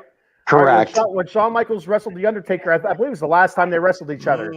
Undertaker wore his black getup. He's always the demon. He's the Shawn wore his white. I get it. Shawn wore white, pure godliness. I get it. Down from the heavens. Oh Lord! I'm just telling you, man. There's something there. I'm telling you, Dave. Okay. We're going to timestamp this show and come back, and when this happens, we're going to find out who's right or wrong on this. I like the idea. I can't say it happening, but I love that. No, I'm not saying it's a bad idea. I just think it's too early for that to happen right now.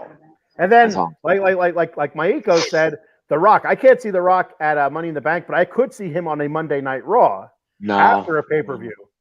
Maybe not in London though. I don't know about London, but maybe even fast forward to SummerSlam. Rock won't be in London. No. Well, then Paul said family, so maybe Vin Diesel's going to come out, from all the Fast and Furious movies. He talks about family a lot, so that could be it also. Man, you are stretching tonight. Let me tell you. So then we have Jimmy and Jey Uso and Vin Diesel versus The Rock, the Tribal Chief, and Solo Sikoa. Let's move on. They wish I was the booker of those shows, man. Ken, I tell you what, if you were the booker, we would have like 8 million followers right now because your shit is insane. I'll call Vince. Let him know you're interested. Let's go. Hey, All right, so after the Usos declared the Bloodline Civil War, it goes back to the back, and you have Solo Sikoa looking all angry and pissy, walking with Paul Heyman. Gee, what a surprise! And then you have I've never seen a dude smile. Never seen a dude smile. The guy doesn't smile. You had Ridge Holland walking by and kind of like said something, like Ridge Holland. Yeah, from the Brawling Brutes.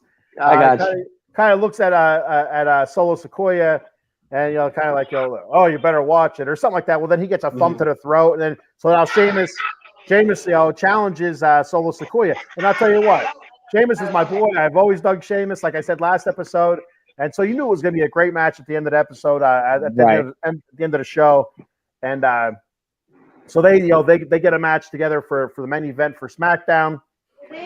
So then we also had the unified women's tag team match between Shayna and Ronda against Alba Fire and Isla Dawn. I'll tell you what, I thought Isla Dawn.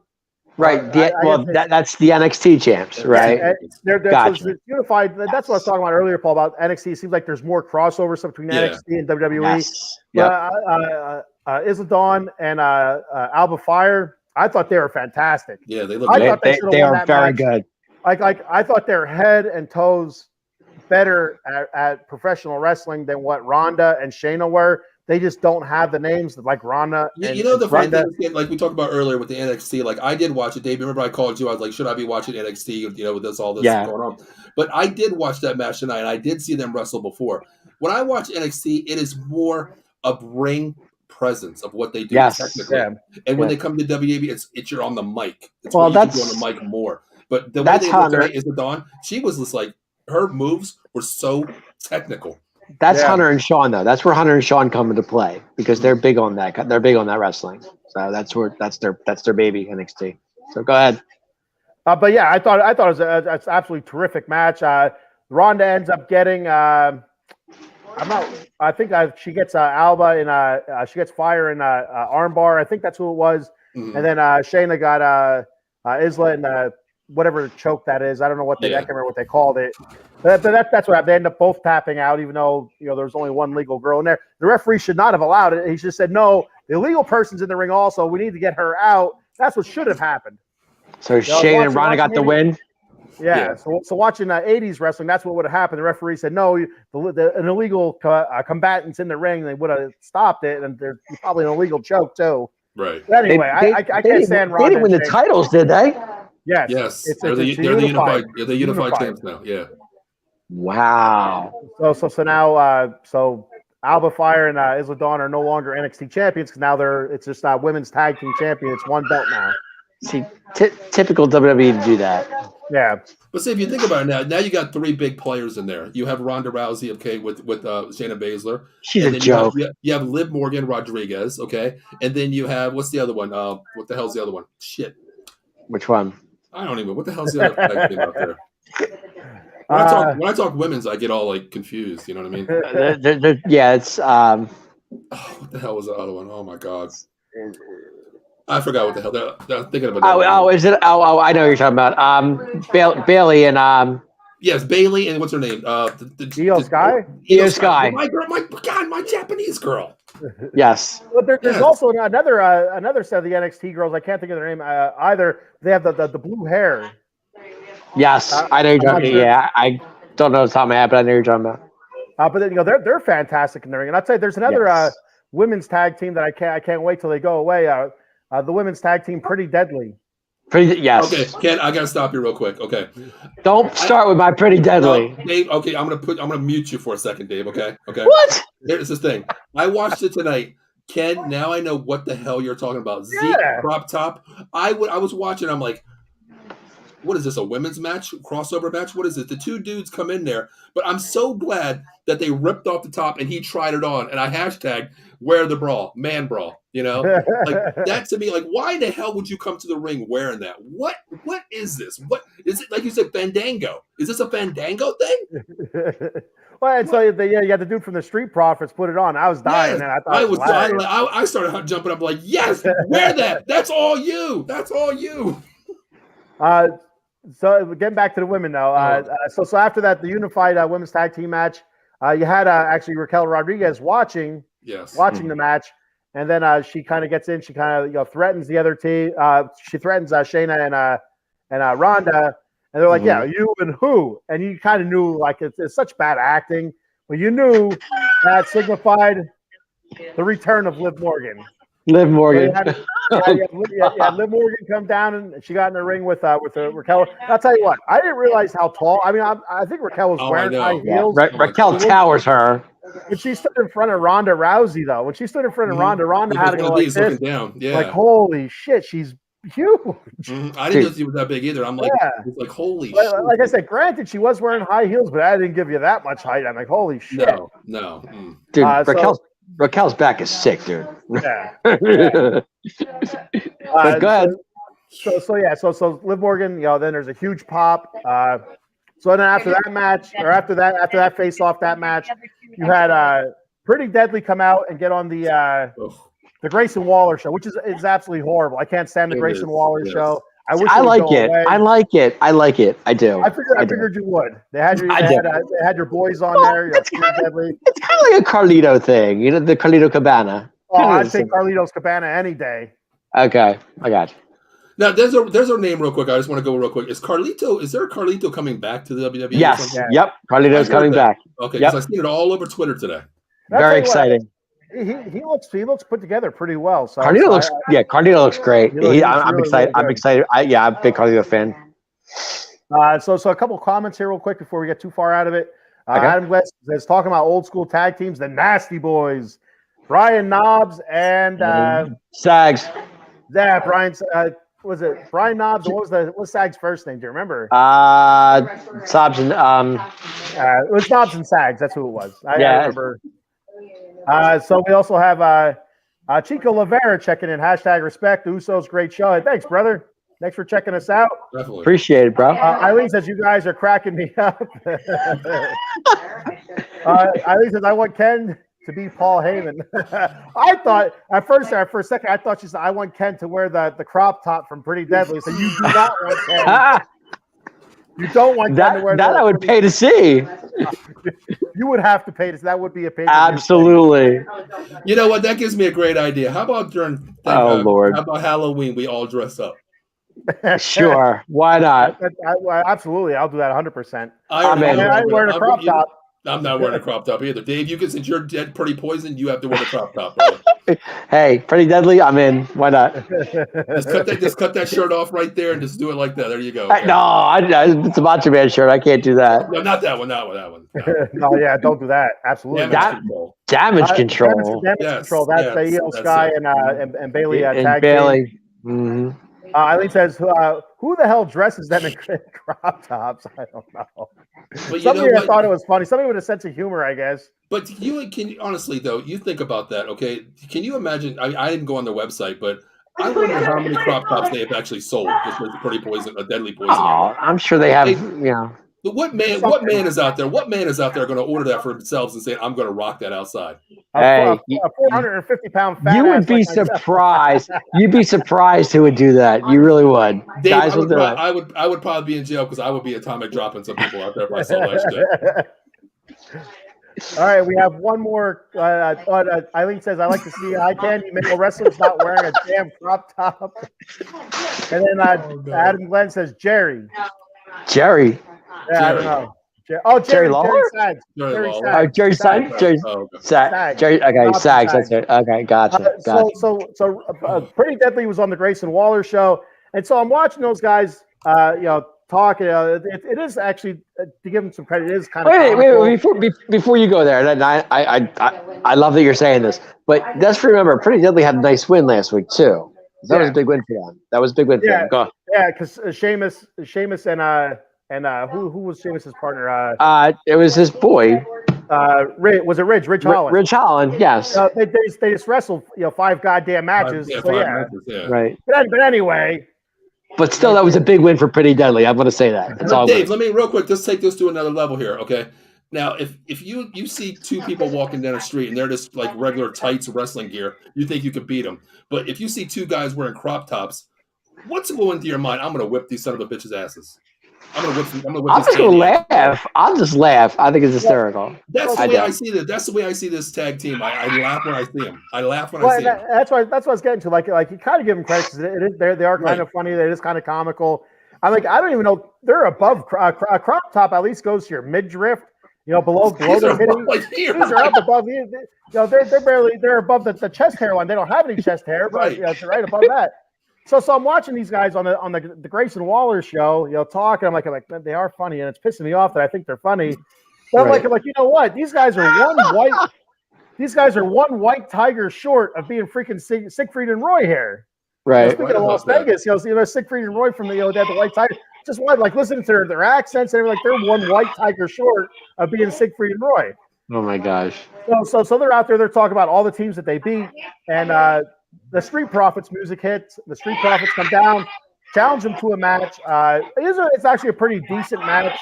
Street Profits, I thought, dominated the match, but Pretty Deadly comes out with a cheap win. So yeah. Was that my belly or what was that? No, I got kids in the background. Kids in the background. Sorry about that. Go ahead.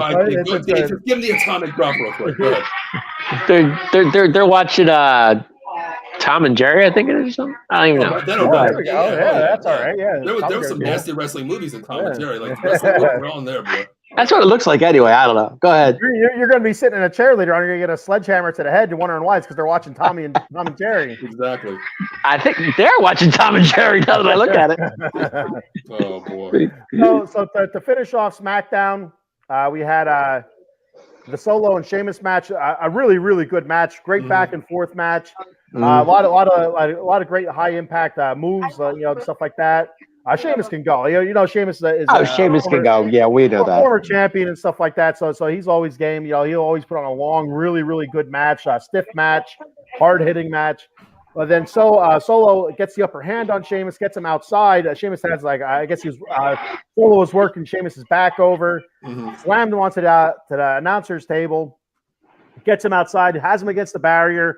Solo takes a 20-yard walk and then comes barreling ass in and slams his big old rear end, Samoan rear end into Sheamus and breaks the barrier down.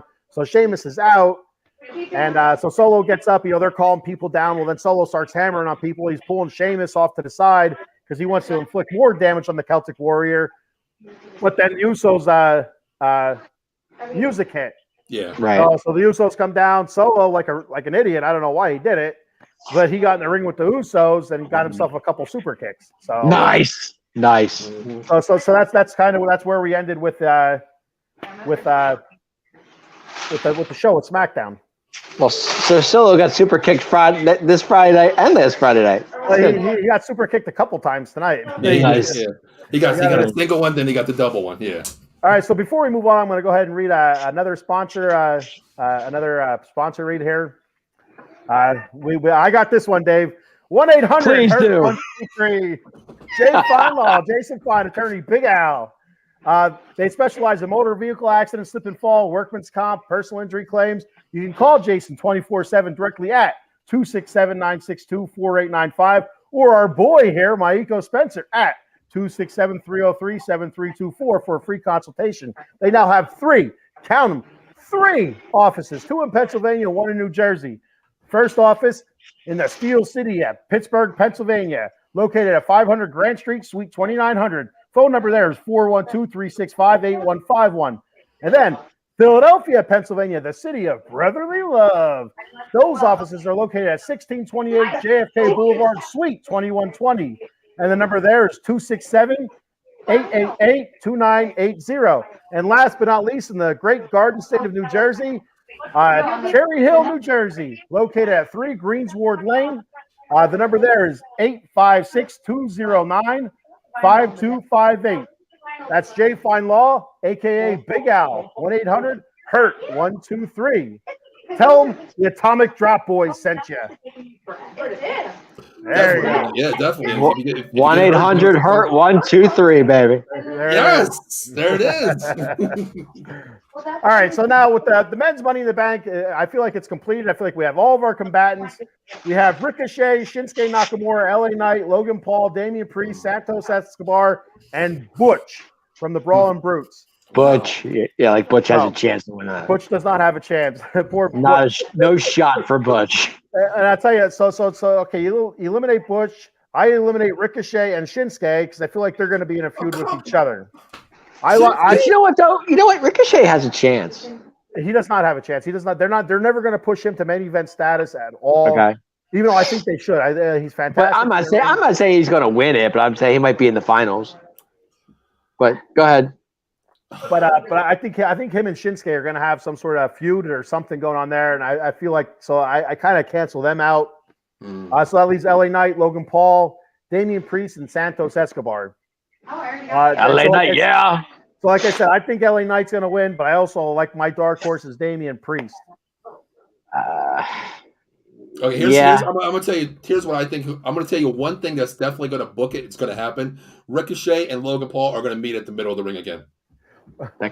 One's gonna be at the top of one ladder, the other one's gonna be at the top of the other ladder, and that's the way it's gonna happen. Yeah, that's what they're gonna happen. They're gonna be on top of a ladder. They're gonna meet. They're both gonna go down, and they're gonna crawl out of the ring. But I swear, this is what I'm thinking. I think Logan Paul wins this. I really do. I just think it's his time because.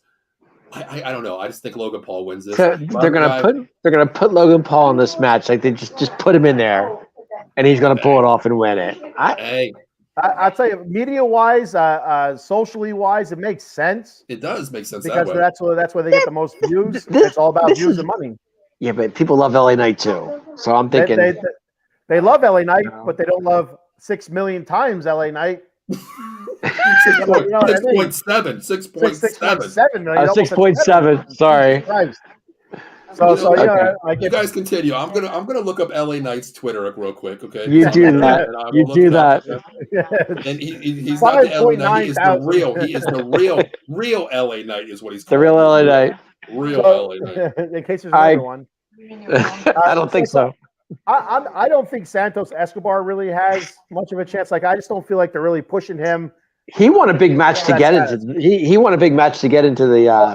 And he also he did a ladder match. He did pin LA Knight last week. What are you laughing at? LA Knight's followers. How many? 5.9.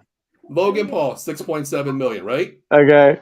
LA Knight 103.6 thousand. Oh wow! I thought 5.9 thousand. That's what I was thinking. I thought it was gonna be way. I thought he had more followers than LA Knight. I thought he had more than that. That's hey. So that's my thoughts on the men's Money in the Bank. Okay. That's the way I can see it going. We'll move on from that to I passed it out. To the women's. I can't see Escobar winning that because I mean they're pushing the LWO and I understand that, but I don't think they're pushing LWO to be anybody in the LWO to be a heavy or any kind of champion like heavyweight. Right. Champion. Yeah, I don't see that either. Team, right. You never know. It would be a shock. It would be a surprise. Right. So the women's Money in the Bank, you have Becky, Trish, Zoe Stark, Bayley, Zelina Vega, and Io Sky. Ooh, man. I'm gonna go. I love. I'll let you guys go first. I don't think it's gonna be old lady Trish. I don't think she's gonna win. No, I don't think. No, Trish isn't winning it. No. We'll go process elimination here. I think Trish is out. Trish is out. Trish is out. All right. What about Becky? She's got an uphill battle. If she deserves it, she deserves it. But I don't. As of that, no, I'm going to put her in the final two, but I'm not going to say she's winning it. But go ahead. I think it's going to come down to final three. I think they're going to team up. Yeah, I think she's in the final 2 or 3. Yeah, because it is 3 against basically at all times 3 against Becky at all times. Yes. Yeah. Yes.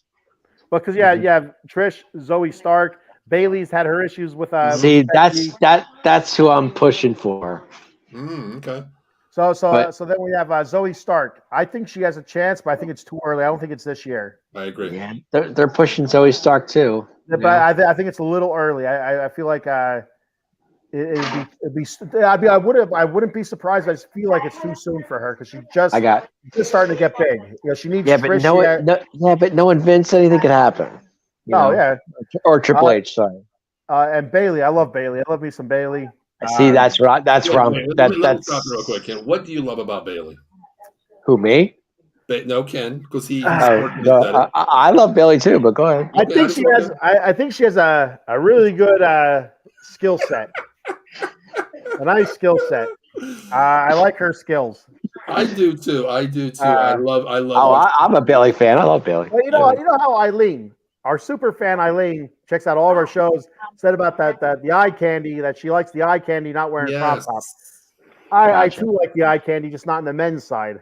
I like the eye candy on the ladies' side, and I feel like Bailey fulfills that need for eye candy. I like the new Bailey assets. Put it that way. Yes, you know, I like the new assets that she brings to the table. She brings a lot of assets to the table. She does bring a lot of assets. Yes, she does. Yes, she does. So, and that's what I. Yes. No, yeah. I can see Bailey win it. I think Bailey has a very good chance to win it. I really do. So my thought is I don't. She has a chance. Obviously, everybody does. But I feel like something's going to happen with her and Io Sky. That's what I'm thinking. They were back and forth. This week I didn't catch them this week. If they had any, if I didn't even see them on TV this week. Mm-hmm. Right. But last week they're at each other. They're at each other last week. Mm-hmm. Now, whether or not that's something building on something serious or it's just a one-off, like a. Well, she accepted the match. She accepted the match the one night. Yeah. She said, I accept the match. So. Dave, you okay? I'm good. It's something out of my hand.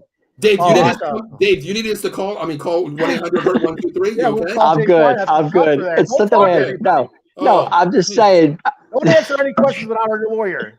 Bailey. Ken, that Tom and Jerry shit's coming true. Somebody just got his ass right there. They just turned the TV off, so Tom and Jerry's out of here. Yeah, they're coming after you. Better watch your back now, brother. No, I'm good. They're gonna be like, acknowledge me, Dad. Acknowledge me. Oh man! I remember Io Sky accepting the match for Bailey. Bailey's like, "What?" But and she did that because the week before Bailey did the same thing to her and cost her. Right? Is that where you're going with this? Yeah. So like it could be something. It couldn't be something. So maybe there's something there. I don't know. Right? Possibly.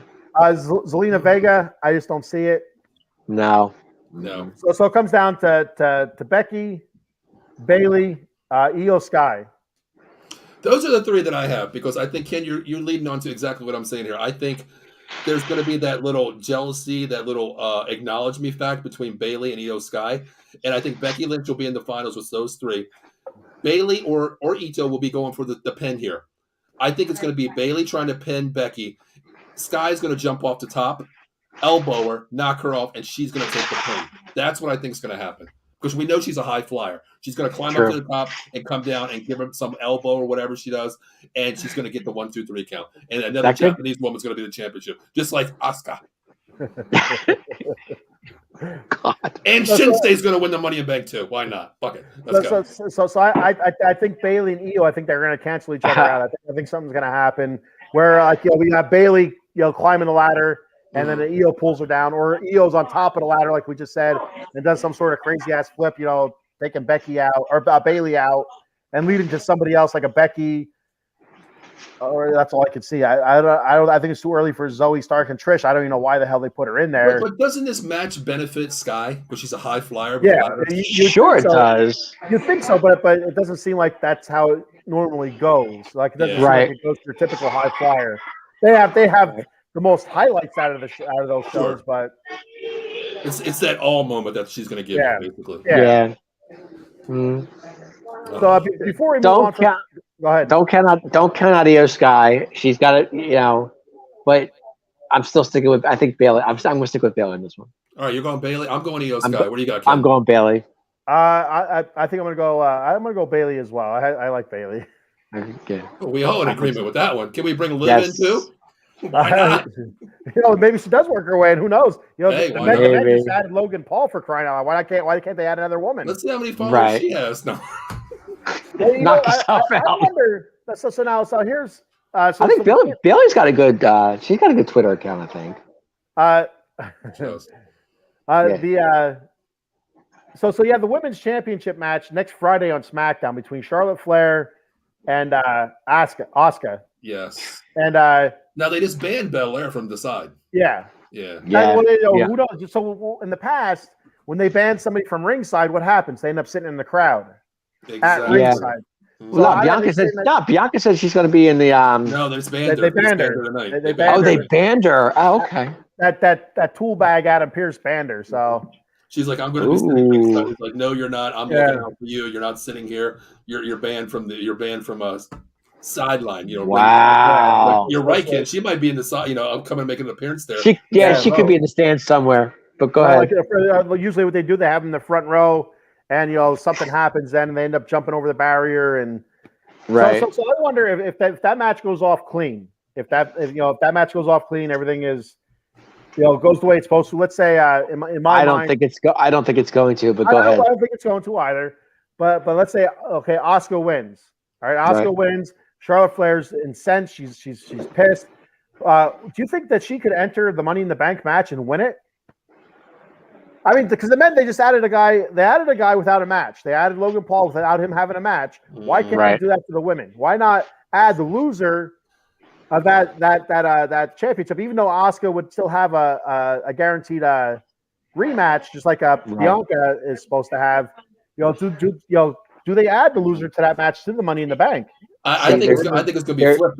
Go ahead, Dave. Go ahead. You go first. There's a key to this. I think Asuka loses. I think Charlotte wins. I think it's the opposite. I think I like Ken's thing. Man, we're really going outside the box here with this, this USO thing and everything. The Judgment Day crap. I love this. But I'm going the same line here, Ken. I think Asuka wins. Charlotte loses, of course. Charlotte weasels her way into the Money in the Bank because she's the queen, and the queen gets what she wants. Nobody waits for the queen. Well, if the queen gets what she wants, she'll beat Asuka on Friday night. I get that, but I think she's gonna have to work her way up to the Money in the Bank, the Money in the Bank, and get the title. That title right there. I think Charlotte's above Money in the Bank, though. Charlotte doesn't have to do that. She's not above gold. She's not above the gold. I get that too. That's what I'm saying. If she wins on Friday, she doesn't worry about it. Well, and so that's where the Bianca Belair comes into effect. She cost Charlotte Flair the match, and Charlotte's her only thing to do now is go win Money in the Bank. Now she's at the head of line again. Yes. You know what I mean? I see where you're going with this. I like it. I think it's going to be an interference where it's going to be declared, a disqualification, outside ring interference. I think that's what's going to happen. Asuka retains because they're not going to take Asuka's title away going into the event. They're not going to do that. Because they might. I don't think it's going to be her and Belair, again for the rematch, whatever. And Charlotte's going to have to work her way because the Queen does not wait. The Queen does not wait. That's the waits for nobody. She waits for nobody. That's right. The way she speaks, everybody hates her because she's the Queen. She's the Queen. Like I said earlier in the show, I don't think you were on yet, Dave. Charlotte said she doesn't need the belt because she's the Queen. I'm like, she needs the belt. She's she came right back because she wanted that belt right away. So that tells me she's insecure about being the Queen. She needs the belt. She needs the title. She needs the gold. So it would surprise me if it goes down the opposite way where you have Asuka. I kind of said Asuka again. I'm thinking of Bayley. If Asuka were to lose, she has that automatic rematch clause. Asuka, I love it. So I don't know if Asuka would be necessarily put into the Money in the Bank match because she already has the rematch clause. But Asuka has won Money in the Bank. That's not. She doesn't need to be in the Money in the Bank. That's why she won't be in it. That's why she won't. That's why Charlotte wins Friday night. That's what I'm saying. No. Asuka's going to win Friday night. Charlotte Flair is going to go to the Money in the Bank, and that's the way it's going to be. Why not bring the Queen? The Queen invades Money in the Bank because she is the Queen. She waits for nobody. And just imagine that promo. I want to be in the Money in the Bank. I'm the Queen. I wait for nobody. Okay. Breaking news. We're going to bring Charlotte Flair into the Money in the Bank. Why not? The Queen has spoken. Very simple. Okay. So it's a couple of interesting scenarios. I'm going to be next Friday Night SmackDown has a couple really big matches. You have the tag team championships and you have the women's title match. So it's going to be interesting, I think. Okay. And if that's the case, then it is interesting. I'm with you, but I just think I'm really thinking that Asuka's going to lose and Charlotte wins the title outright. See that, kid? You got an agreement. They align agreements with you. There you go. Great advertising. Adam Glenn says Damian. He thinks Damian Priest will win, and he thinks Becky Lynch will win. All right, so here's what we'll do next week before Money in the Bank comes up in a couple weeks here. What we'll do is we'll put exactly like we did. We'll put a little promo out there. We'll give you our picks. And if you're not on Twitter, no problem. We'll put it on the Facebook page as well. We'll break down all the matches. Everybody that's viewing out there, we appreciate you viewing. Give us your thoughts exactly who's going to win.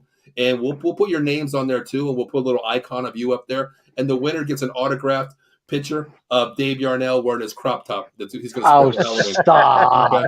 That's what we'll do. That's what we'll do. I'm sure they'll want that.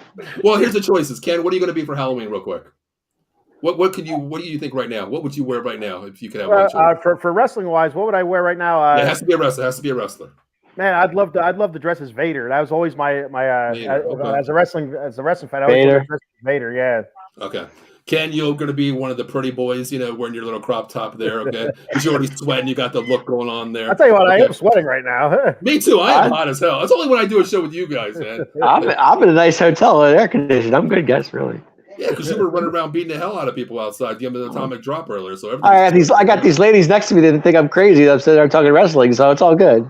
They might atomic drop you. Okay, I will dress up as Mr. Fuji. Dave's like Val Venus there. He's like, "Hello, ladies." You're right. Yeah, exactly. I will be Mr. Fuji. I will dress up as Mr. Fuji. There we go. Right. I will slick my hair back. What's left of my hair? Okay. What's left? Thin out my eyebrows. Well, I don't really need to. I'm already Asian. My eyes already slant anyway, so I'm good. So. Right. Mr. Fuji had the little black hat he wore. He did. I'm going to be Mr. Fuji. Here's the thing. I'm going to send it to you guys. Did you know after Mr. Fuji retired, do you know what his first job was after he retired from the WWF? I had no idea. He was a usher at a movie theater. I believe it. The hell? Yes, I swear. I will send you the picture. I've seen it on his Twitter account. It was like going back years and years. He was an usher at a movie theater. Right. Telling people where to go. That's actually kind of whether or not maybe that was a dream job of his. I don't know, but that's kind of a bummer.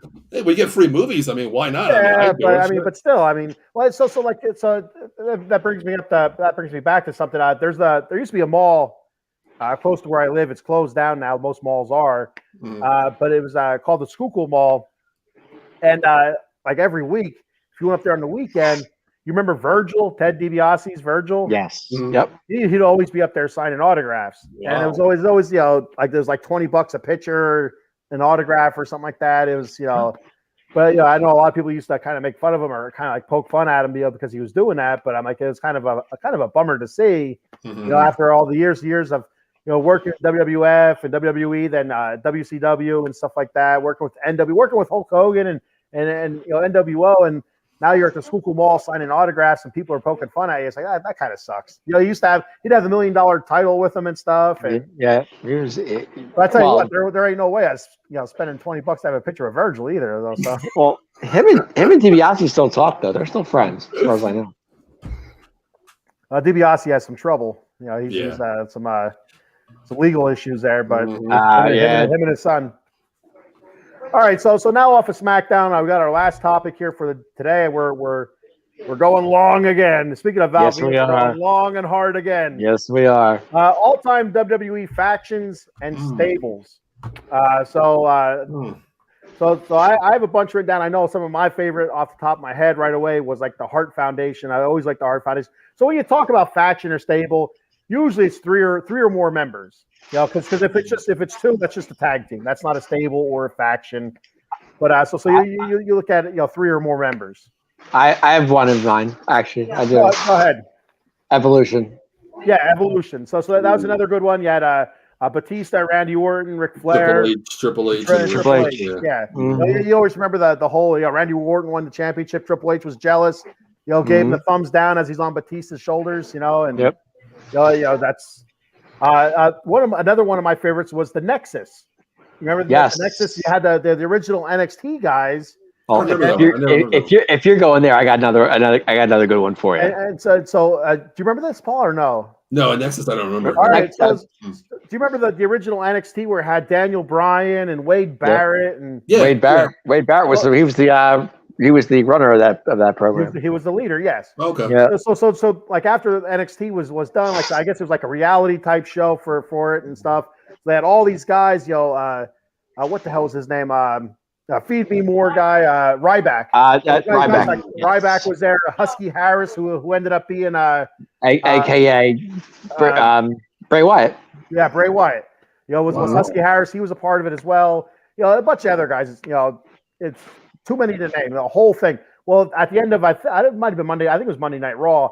At the very end of the Monday Night Raw, you had a match with like CM Punk, John Cena, I think, and there might have been somebody else, but I'm not sure. Well, all of a sudden, all those NXT guys came out wearing the black shirt with a big yellow N on it. And they had this arm thing with an N on it, and like what the hell's going on?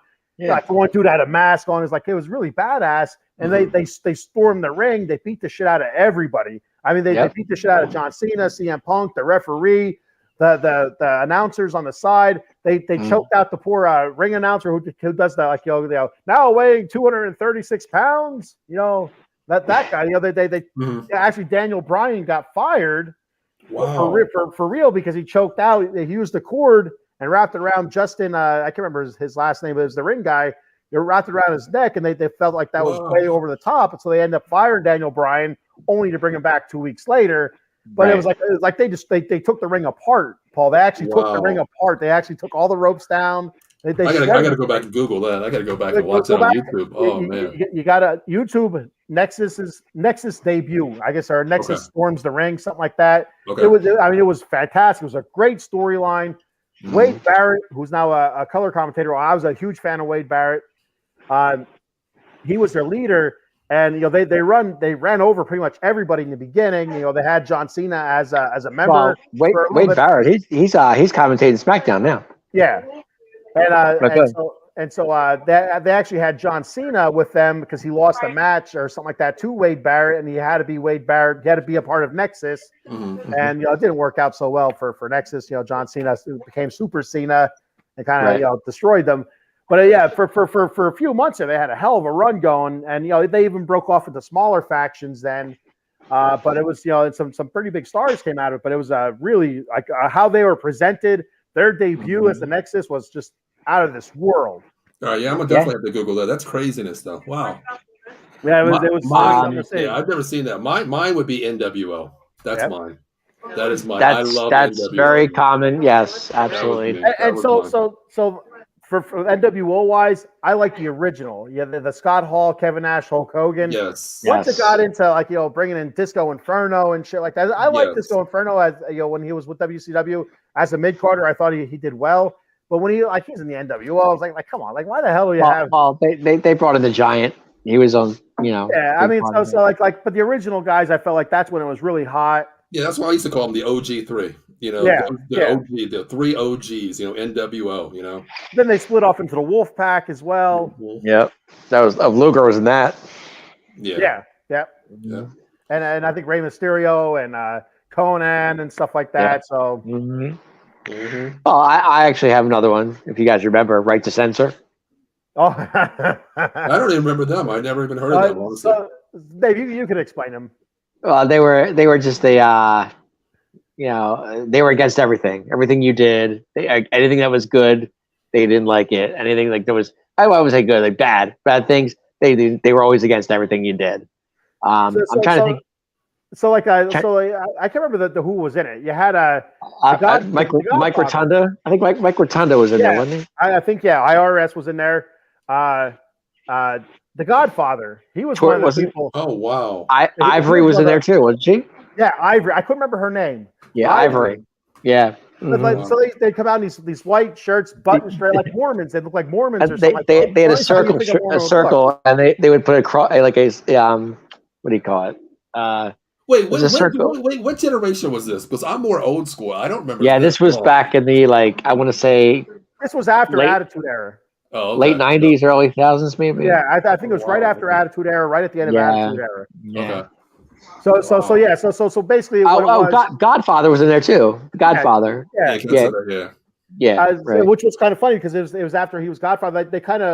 They beat him down because he was the Godfather because he promoted smut and drugs and booze, right. And scantily clad women that he ends up coming out the next week, dressed in all white with little glasses on, and they're censoring people. Is what they were. It was actually a fantastic faction. It was a lot of comical stuff. Yeah.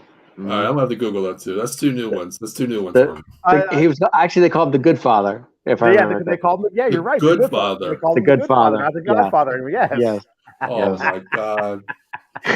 Wait, now real quick, I want to take you guys back. Did you say Wade Wyatt was in another? Bray Wyatt. He was. He was Husky Harris. Husky Harris. Yes. Holy you should see him as Husky Harris. Holy Dude, crap. he was normal when he was Husky Harris. Will I recognize him? Will I recognize yeah, him? if you saw him, you would. Well, yeah, if he talked, well, maybe I don't know, because even like he didn't have that Louisiana, the way Bray Wyatt talks. Just go back to NXT and look up Husky Harris. You'll see. I don't think you're going to recognize him because he doesn't have the long hair. He doesn't have the big beard. He's like a cowboy Husky Harris. Yeah. Wearing like his little little tights. That what's his name wears, bro? You know, bro. What's his name again? What's his name, Dave? Matt Riddle. Thank you. Matt Riddle. Bro. Him. Bro. So another one I was a big fan of. I always liked Nation of Domination. You had Mark Henry. You had Mark Henry. And D'Lo Brown. Yes. The world's strongest man, Mark Henry. Yep. Oh man, I like. I've always liked Mark Henry. I was like, my favorite Mark Henry was Hall of Pain Mark Henry. So I thought he was so dominant, so evil. Sexual Chocolate. Come on, really? He was funny. I like Sexual Chocolate. But my favorite was Hall of Pain Mark Henry. Yes, Hall of Fame. Yep. Wow. So world's strongest man, Mark Henry. Yeah. So just running off a couple of these other factions that I was going through and because I'm not forgetting some. Like you had the Four Horsemen. Yeah. The Brood. Remember the Brood with Gangrel and Christian. Edge, Gangrel, and Christian. Yep. Mm-hmm. You had Evolution, Corporation. DX. We didn't mention DX. Yeah. Well, the original DX. Well, the original DX, you had China, Shawn, and Triple H. Yeah, X-Pac. No, you missed one. Who? China. X-Pac. No. X-Pac is not an original. No. Oh, okay. No. China. Triple H. I know who you're going to say. Shawn Michaels and Ravishing Rick Rude. Wait, this guy, Ravishing Rick Rude? Yeah. Are you really? I did not know that. Yep. Wow. He wasn't Ravishing. He was Rick Rude. He was Rick Rude. Yeah. He had a briefcase. Wow. I forgot about that. Funny story about because when I used to watch a long time ago. My ex-wife, remember how you used to be on like Saturday nights, whatever, Friday night, whatever. Yep. My ex-wife and I used to watch it, and I remember and this is not before that, but after that, he used to do that, ravishing, and my ex-wife was like glued to the scene. I'm like, you don't even like wrestling. She's like, who's this guy? And I'm like, don't worry about it. I could do that too. Well, Rick Rude actually did 2 shows in one night. He did Nitro and he did Raw, both days. Well, it's also on the same night. When he left WWE, so Raw was taped and Nitro was live. Nitro was live, and it was airing the same time as Nitro. So Rick Rude was on both episodes. He was on both shows. Yep. So when did X-Pac join? X-Pac. He joined after Triple H, after Shawn left. Okay. And then you got the Road Dogg and the night Shawn lost to Stone Cold at WrestleMania, Triple H brought out X-Pac. Okay. Because that's when I remember him. I used to have one of those shirts, the bright green because he said logo, and that's my thing. I love that. Like I remember because Triple H said Shawn dropped the ball, and he goes, "When you drop the ball, you have to go back to your friends." And then he came back and he brought X-Pac out. Okay. And then Road Dogg and Billy Gunn, they jumped in maybe a week or 2 later. Gotcha. Okay. Now I know this is only 2 people, but do you consider the corporation at all? Yes. So the corporation, you had Ken Shamrock, you had The Rock, you had Big Boss Man, you had Shane and Vince. So that's definitely. Actually, Undertaker was there too. Was he? Yeah. Well, you know what? Is that when he made Jim Ross kiss Vince's ass? Yes. I remember that turn. I remember that turn.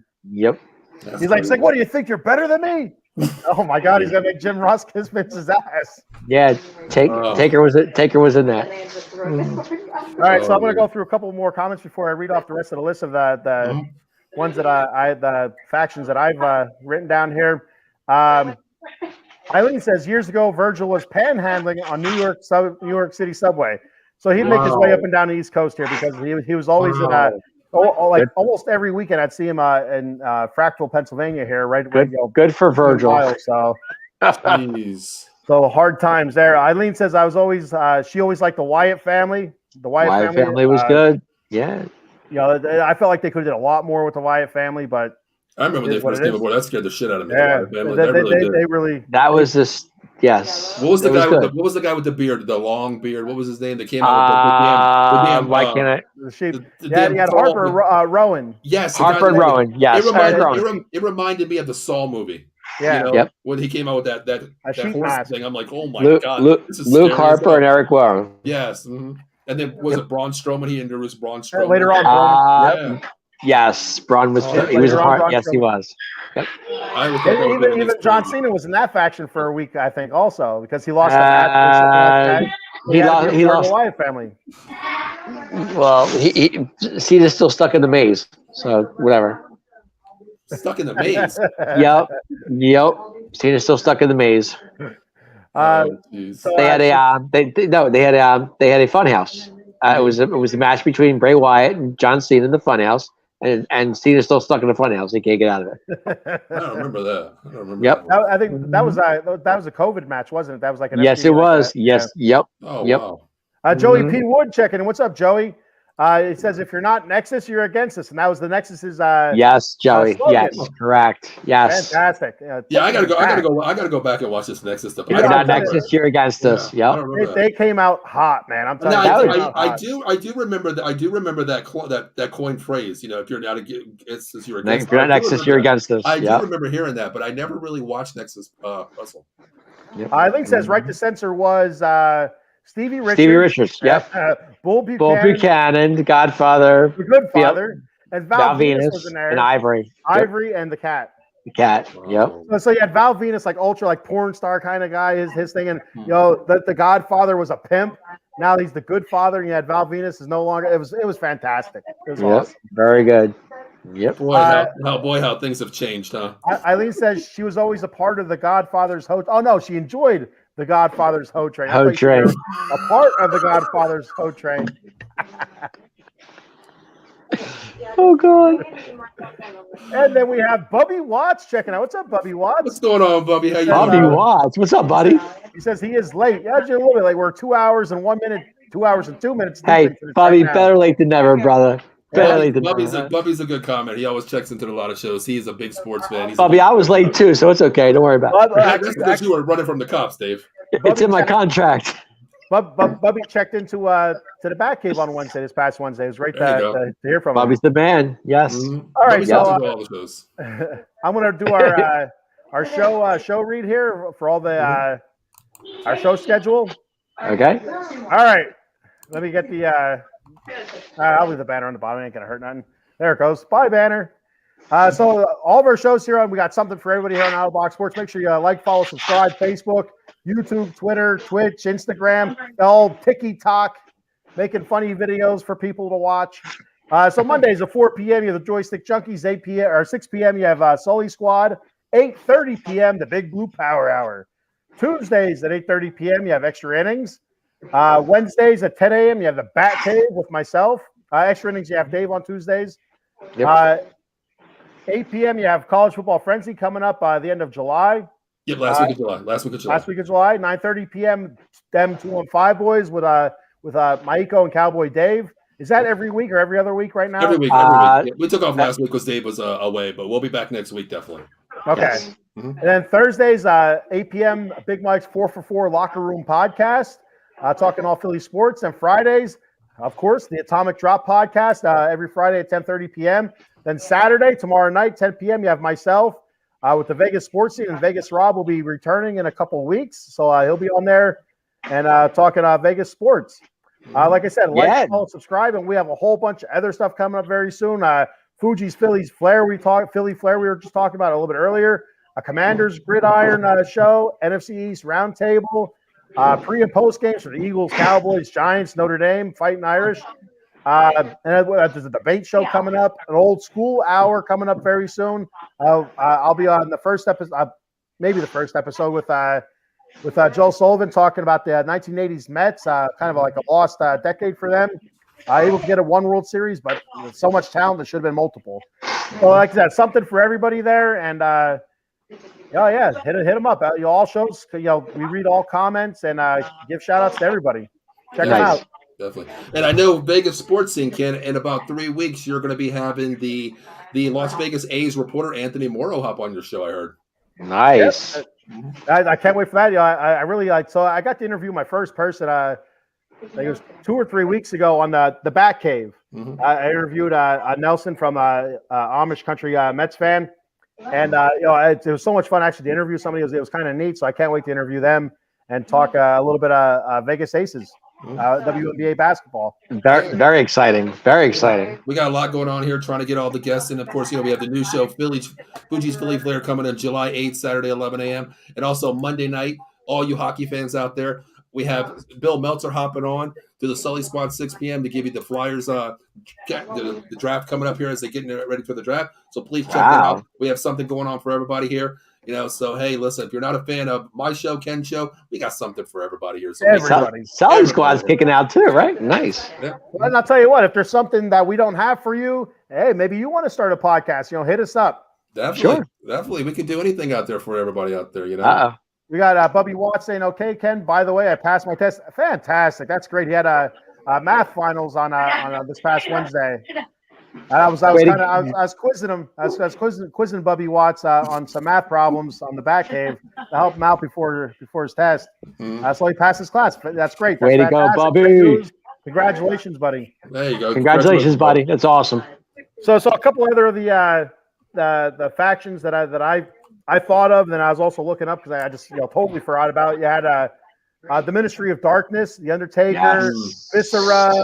What the hell is that one dude's name? Big Boss Man. Boss Man, was he in the Ministry of Darkness? I didn't know. Yes, he was. Yes, he was. The one that helped kidnap Stephanie. Yeah, that's right. He had what the hell was his name? Gideon, I think his name was. Midian. And then you had Edge, Christian.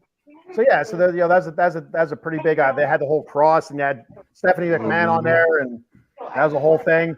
Wasn't what's his name in there too? King. Oh God, King Mabel.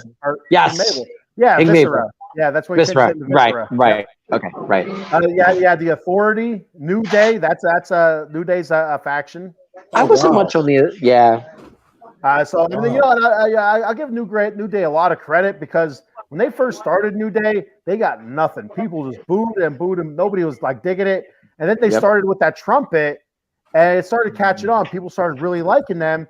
And then you got your own cereal out at Bootios. Yeah, and it wasn't. So they started with the comedy, and they really got over. They really worked that gimmick really, really well, I thought. And so you're good from there. They turned it around. I mean, it didn't hurt that the little guy in New Day. Have you heard anything on Big E at all? No, I haven't. He's supposed to be coming back soon now. Okay. The little guy. What's his name in New Day? Which one? The little one. I don't know what his name is. The one with the big fro. The one with the fro all the time. Xavier Woods. Yeah, Xavier Woods. It didn't hurt that Xavier Woods had that sex tape with Paige. What's her name? Damn, what's her name? Okay. What's her name? Paige. God. Oh, Paige. Yeah. So that didn't help either. So I mean, yeah, whatever. Yeah. But then we got the Straight Edge Society with CM Punk. I really, really liked the Straight Edge Society. That was good. They did that skit with Shawn that time. I remember. Well, and so the CM Punk had the long hair, and it was him and Chris Jericho. I think Chris Jericho was trying to force him to drink booze. Well, then it kind of turned into the Straight Edge Society after that. CM Punk had to shave his head, and then he was wearing that mask like Rey Mysterio. I thought it was a badass mask. I was trying to buy it when they were first going through that. I could never find one. Right. But who else was that? That also had what the hell is it? From the Bullet Club. The tall guy. He was Festus. He was Festus in that. Oh yeah. I know you're talking about. So Paul, you probably don't know who Festus is, right? No, I do. There's a tag team with two guys. I can't remember. The OC. Is that what it was? Was that what they were called? Yeah. Well, they weren't called the OC, but that's who it is. Okay. Oh, the OC now. Yeah, the OC now. Yes. So there was this blonde-headed hillbilly guy, kind of had a southern voice or whatever, and then they had Festus.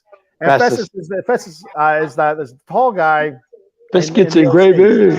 What's his name? I can't think of his name now. It'll come to me. Give me a second. Go ahead. But anyway, he used to come out there, and Festus was like brain dead. He'd stand there like this. Yeah, that was. I shit you not. That's what he would do. But when the bell would ring, he'd scream and go nuts and just start destroying people. Mm-hmm. And so it was the funniest thing. So for the Straight Edge Society, which CM Punk was straight edge, against alcohol, against drugs.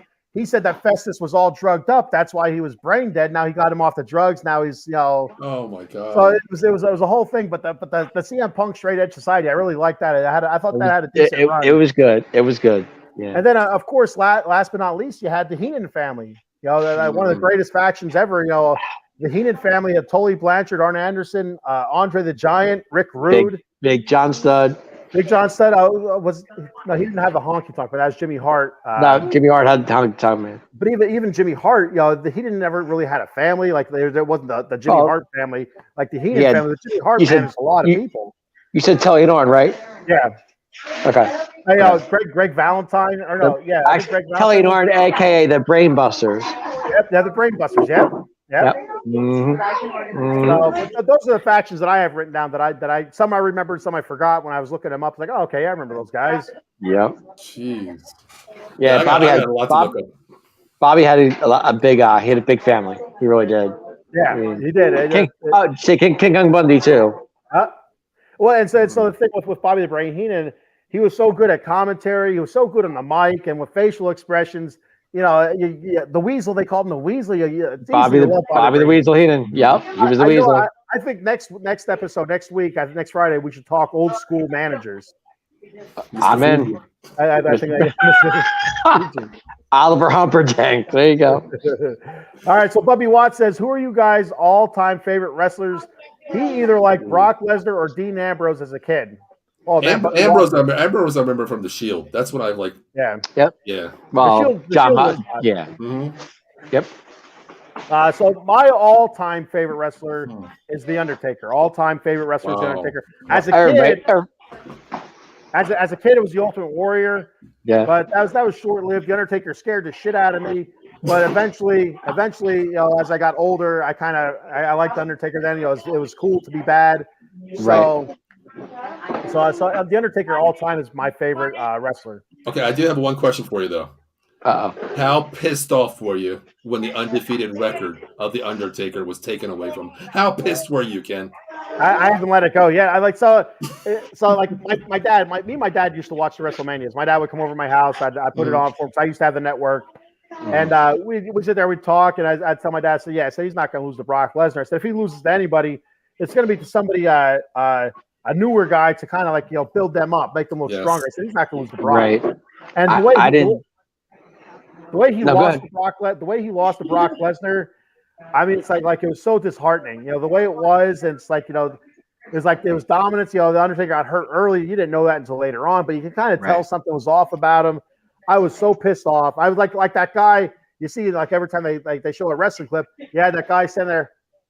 Eyes are big, his mouth is open, he's kind of all stiff, And people, they panned they knew what they were doing. They panned the crowd so much after that match to look for reactions, and everybody's stunned silence. Mm-hmm. Everybody's looking, and it's easy to mouth the words. You either saw what, or you'd see what the fuck.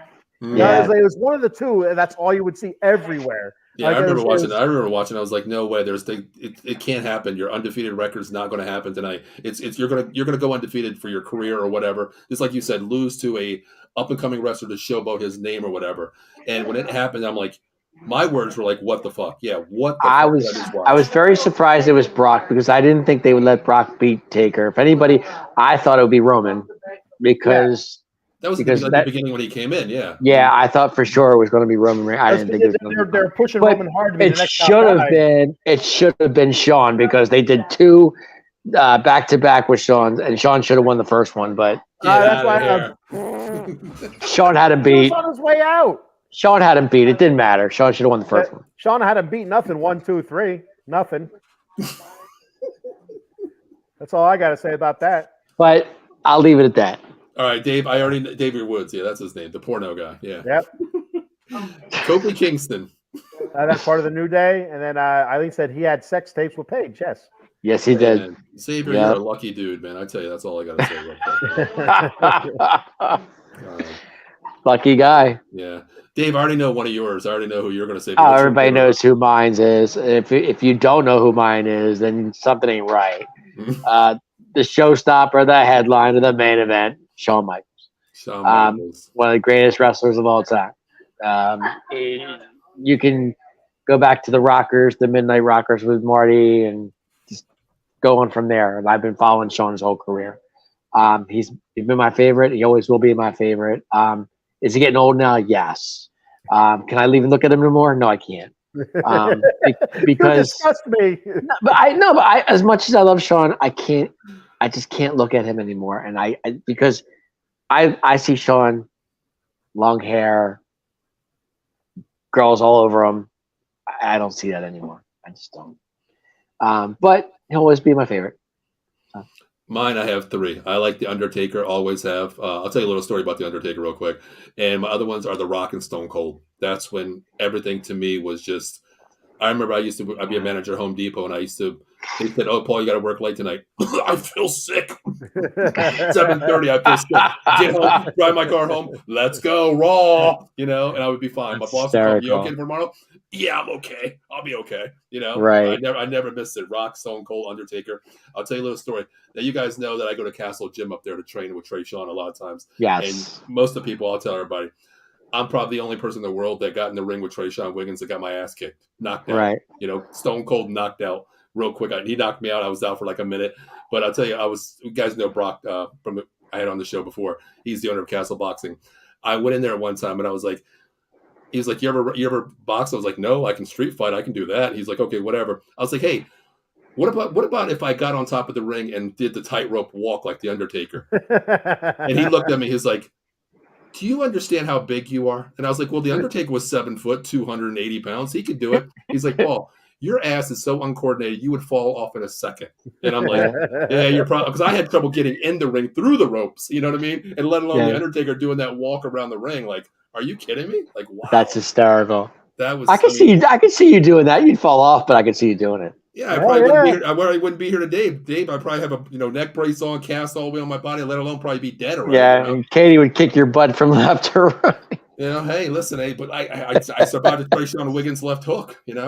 That you did. I'll give you that much. I give myself that. I mean, how many people can say I got knocked out by the NAB welterweight champion of the United States? It would take me a week to get up from that, maybe 2 weeks. My God. And the funny thing is, when I got up, Dave, I looked at Brock and I was like, what happened? Are we ready to go? He's like, yeah, you're ready to go too. You're ready to go too. And, right. You're ready to go, all right? All I remember is Trey Sean saying, Paul, go ahead and swing as hard as you want. I'll block anything. So I swung at him one time and I got him in the chin when he wasn't looking. And he's like, he said a bad word to me, which from his side, he was like, oh, it's on. And I was like, it's on. And the next thing I know is bam.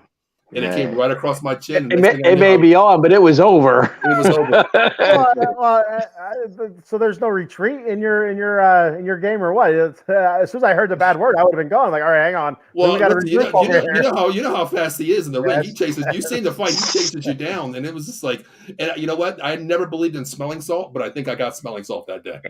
In the words of Mickey and Rocky 2, stay down, stay down. Dave, I was down before I got in the ring. Put it that way, okay?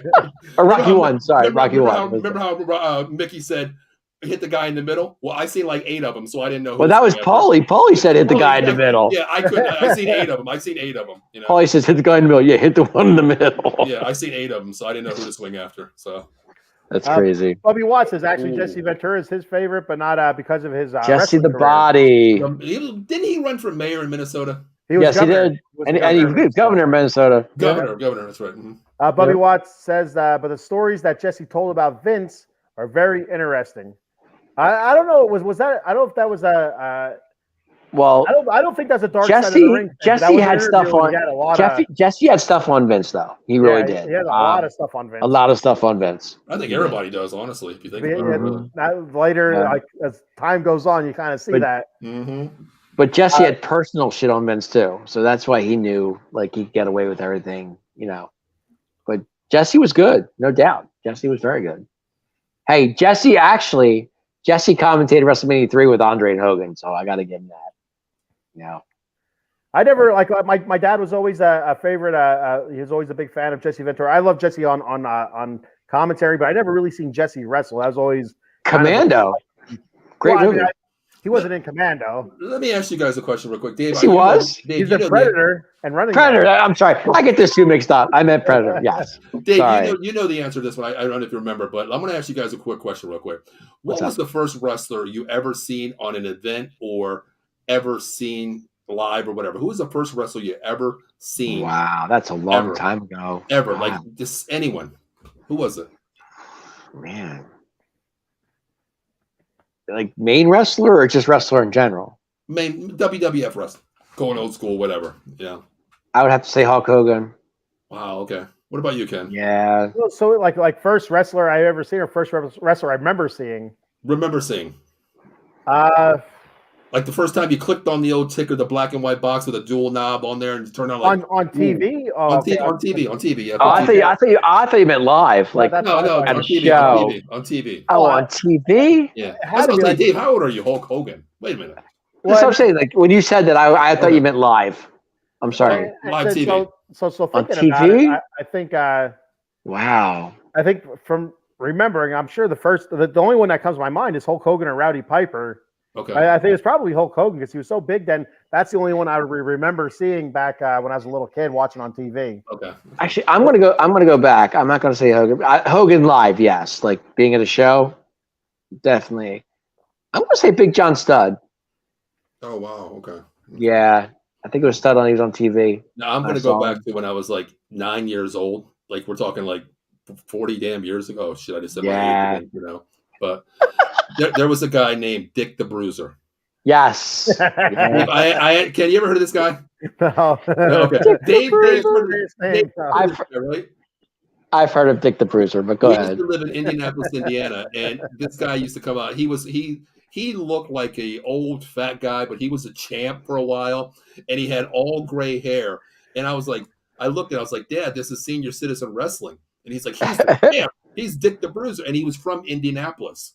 And I remember going there to the mall, and Ken, it's funny you said they signed autographs. Yeah. And back then it was like $3 for an autograph. And I was like, Dad, that's the guy we seen on TV. He's like, can I get his autograph? He's like, he ain't worth $3. Shit. That's 2 dozen White Castles. No, I remember Big John Studd because when I was watching wrestling, it was a 2-on-1 handicap match. Okay. And you had two guys that you never heard of in the ring. Like it was like, and Big John Studd, he was slamming him and he won, and Bobby Heenan was so excited. I just remember that. That's pretty much that's where wrestling actually pretty much started for me. I think that's where it was. That's crazy. Yeah, Big John Studd. This shows our age, honestly. It really does. Yes. Bubby Watts says Jesse as a whole is a very interesting guy, and he also says that he was both mayor and governor. I didn't know. Yes, he was. Yeah. I remember him being the mayor. Then again, I remember him being the governor. Yeah. So, Sean Kilrain checking in. The Kilrain, the Ultimate Warrior was one of his favorites. He was many favorites, Sean. Actually, he was a lot of favorites. I was never a fan. I think Sean is on the Sully squad. Yes, he's on the Sully squad, and he comes on to the College Football Frenzy once that comes back as well. And College Football Frenzy, yes. Yeah. Bubby Watts says Jesse has a lot on his resume. Yeah, Jesse, from movies to being a frogman to being governor and conspiracy guy for books and everything. So yeah, Jesse has done a lot. Mm-hmm.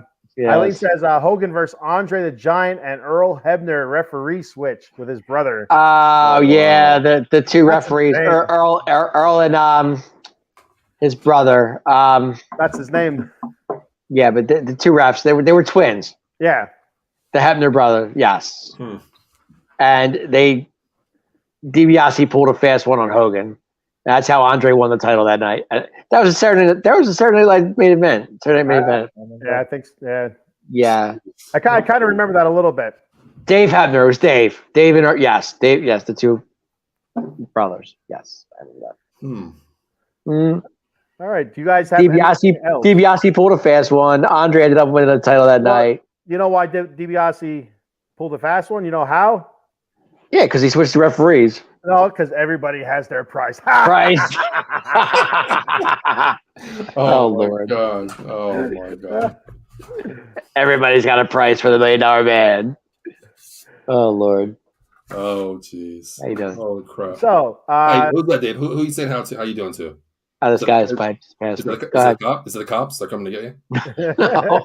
Oh, okay. Try to play. Not to my knowledge, anyway. Just play it off. You've been here since 8 o'clock with us, okay? I know. Go ahead. We're good. Sure, why not? Yeah. I cannot lie. I'm sorry. Yeah. I only tell the truth. I love you, little brother, but Straight edge society here. Straight edge society. Everybody does have their price, though, Dave. Everybody. Yes, they do. Price. Yes, they do. Yes. All right. So that's all I have, guys. You have anything else? I'm good. To add to this awesome show. 2 hours and 25 minutes in. No, I just want to say thank you for letting me hop on here. Talking some wrestling with you guys. I'm not the greatest person to have on here, but I enjoy talking to you, man. You guys have brought wrestling back to me for a while. Like Dave. You guys see me chat on Twitter. I'm a Twitter craziness. We're WWE now. Every match goes on. I tweet about it, and I tell you, it's something that I'm really starting to get back into. I really am. Yeah, it's great. I'm glad you guys I got to hop on with you guys. Especially since Liv Morgan's back tonight. That's right. Yes. I had all intentions of hopping on. I just had to find a spot to do it, but I'm good. I really enjoy Dave's enthusiasm for wrestling, though. I really like that. It makes it a lot of fun. So it's a great time. Getting Paul out here stretching his wrestling legs, we'll get you on here more. It's a lot of fun. Oh, I appreciate it. Yeah. All right, we got a couple more comments before we log off here. Bubby Watts. Hey, you too, brother. Nice seeing you guys again. Absolutely. Bobby, always a pleasure, brother. Semester's over, so I'll be on more off the app. Fantastic. That's great. Give Eileen and Adam Glenn a run for their money. Adam Glenn, what happened to him? Appreciated. Away an hour ago. Yeah, what happened to those two? Ken, he always comes at me all the time. I'm 52 and I'm still up kicking right here. Hey. Adam, what happened to you tonight? It's only 11:56 in St. Louis, guys. Adam Glenn's been missing for about an hour and a half. I know. I think he took a little snooze nap or something. Like I'm 52 and I'm still here, Adam. Hey, I'm still sitting here, brother. Time to use that code OOTBS at monkeycoldcoffee.com, Adam. Yes, sir. And we also have another sponsor coming up here very soon, Vegas Varsity. So watch out for that. We'll give more information as that comes along. Yep, he's going to be giving us all our shirts out there. So we're going to have not a website, but we're going to go through Vegas Varsity brand as well. His website, all shirts, all logos, everything out there. We're going to coin phrases, whatever we can do, hats, shirts, logos. It's all going to be out there. Out of the box is something that it's literally outside the damn box. I'm telling you. Yes. Well, one of the T-shirts is going to be me and Pretty Deadly's crop top. Bestseller. Bestseller. I want that shirt. This is going to be bestseller on the website. Paul just vomited in his mouth. All right, you ready to end this? And we're done. All right, guys. Thanks for checking the show out. Check us out again next Friday, 10:30 p.m. I will be on tomorrow, 10 p.m. with the Vegas Sports Scene, and next Wednesday at 10 a.m. with the Batcave. You can check Cowboy Dave out next Tuesday on Extra Innings at 8:30 p.m. and them 215 Boys next Wednesday at 9:30, I believe. Yes, sir. And Paul, when can they check you out? When are you on next? Next Wednesday? Yeah, I'm going to be on next Wednesday with Cowboy Dave there, of course, on them 215 Boys 9:30. And next time you'll see me, next show I'll be on after that would be the College Football Frenzy. I believe it's going to be July 26th. We're back on live. All right, before we go, I got two more comments, and then we're out of here. Eileen says, if you put a crop top on, you guys, I'm making a calendar. You know what? Real quick, guys. Eileen gave me a great idea. Okay, I ordered that program where I could pretty much do anything now. That's what we're going to do. I'm going to screenshot all of our shows, and we're going to make a calendar. And that's what we're going to do. Ken, you're going to be, what do you want to be? What do you want to be, Mr. July with the crop top? I'm Mr. July. All right, put me in June, May, so somewhere where I can let my six-pack, my oily six-pack get some sun. Oh, boy, that's what we're going to do. We're going to make a calendar. That's what we're going to do. See you, Bob. Take care, buddy. Thank you, Bubba. Thank you, Bubby. All right, guys, that's it for us. Well, let me get that comment off there before I go ahead, and then I'll be talking to myself. I'm like, why is that comment still there? All right. So that's it for us. Thank you for checking it out. We'll see you next time. Peace. Thank you. Later.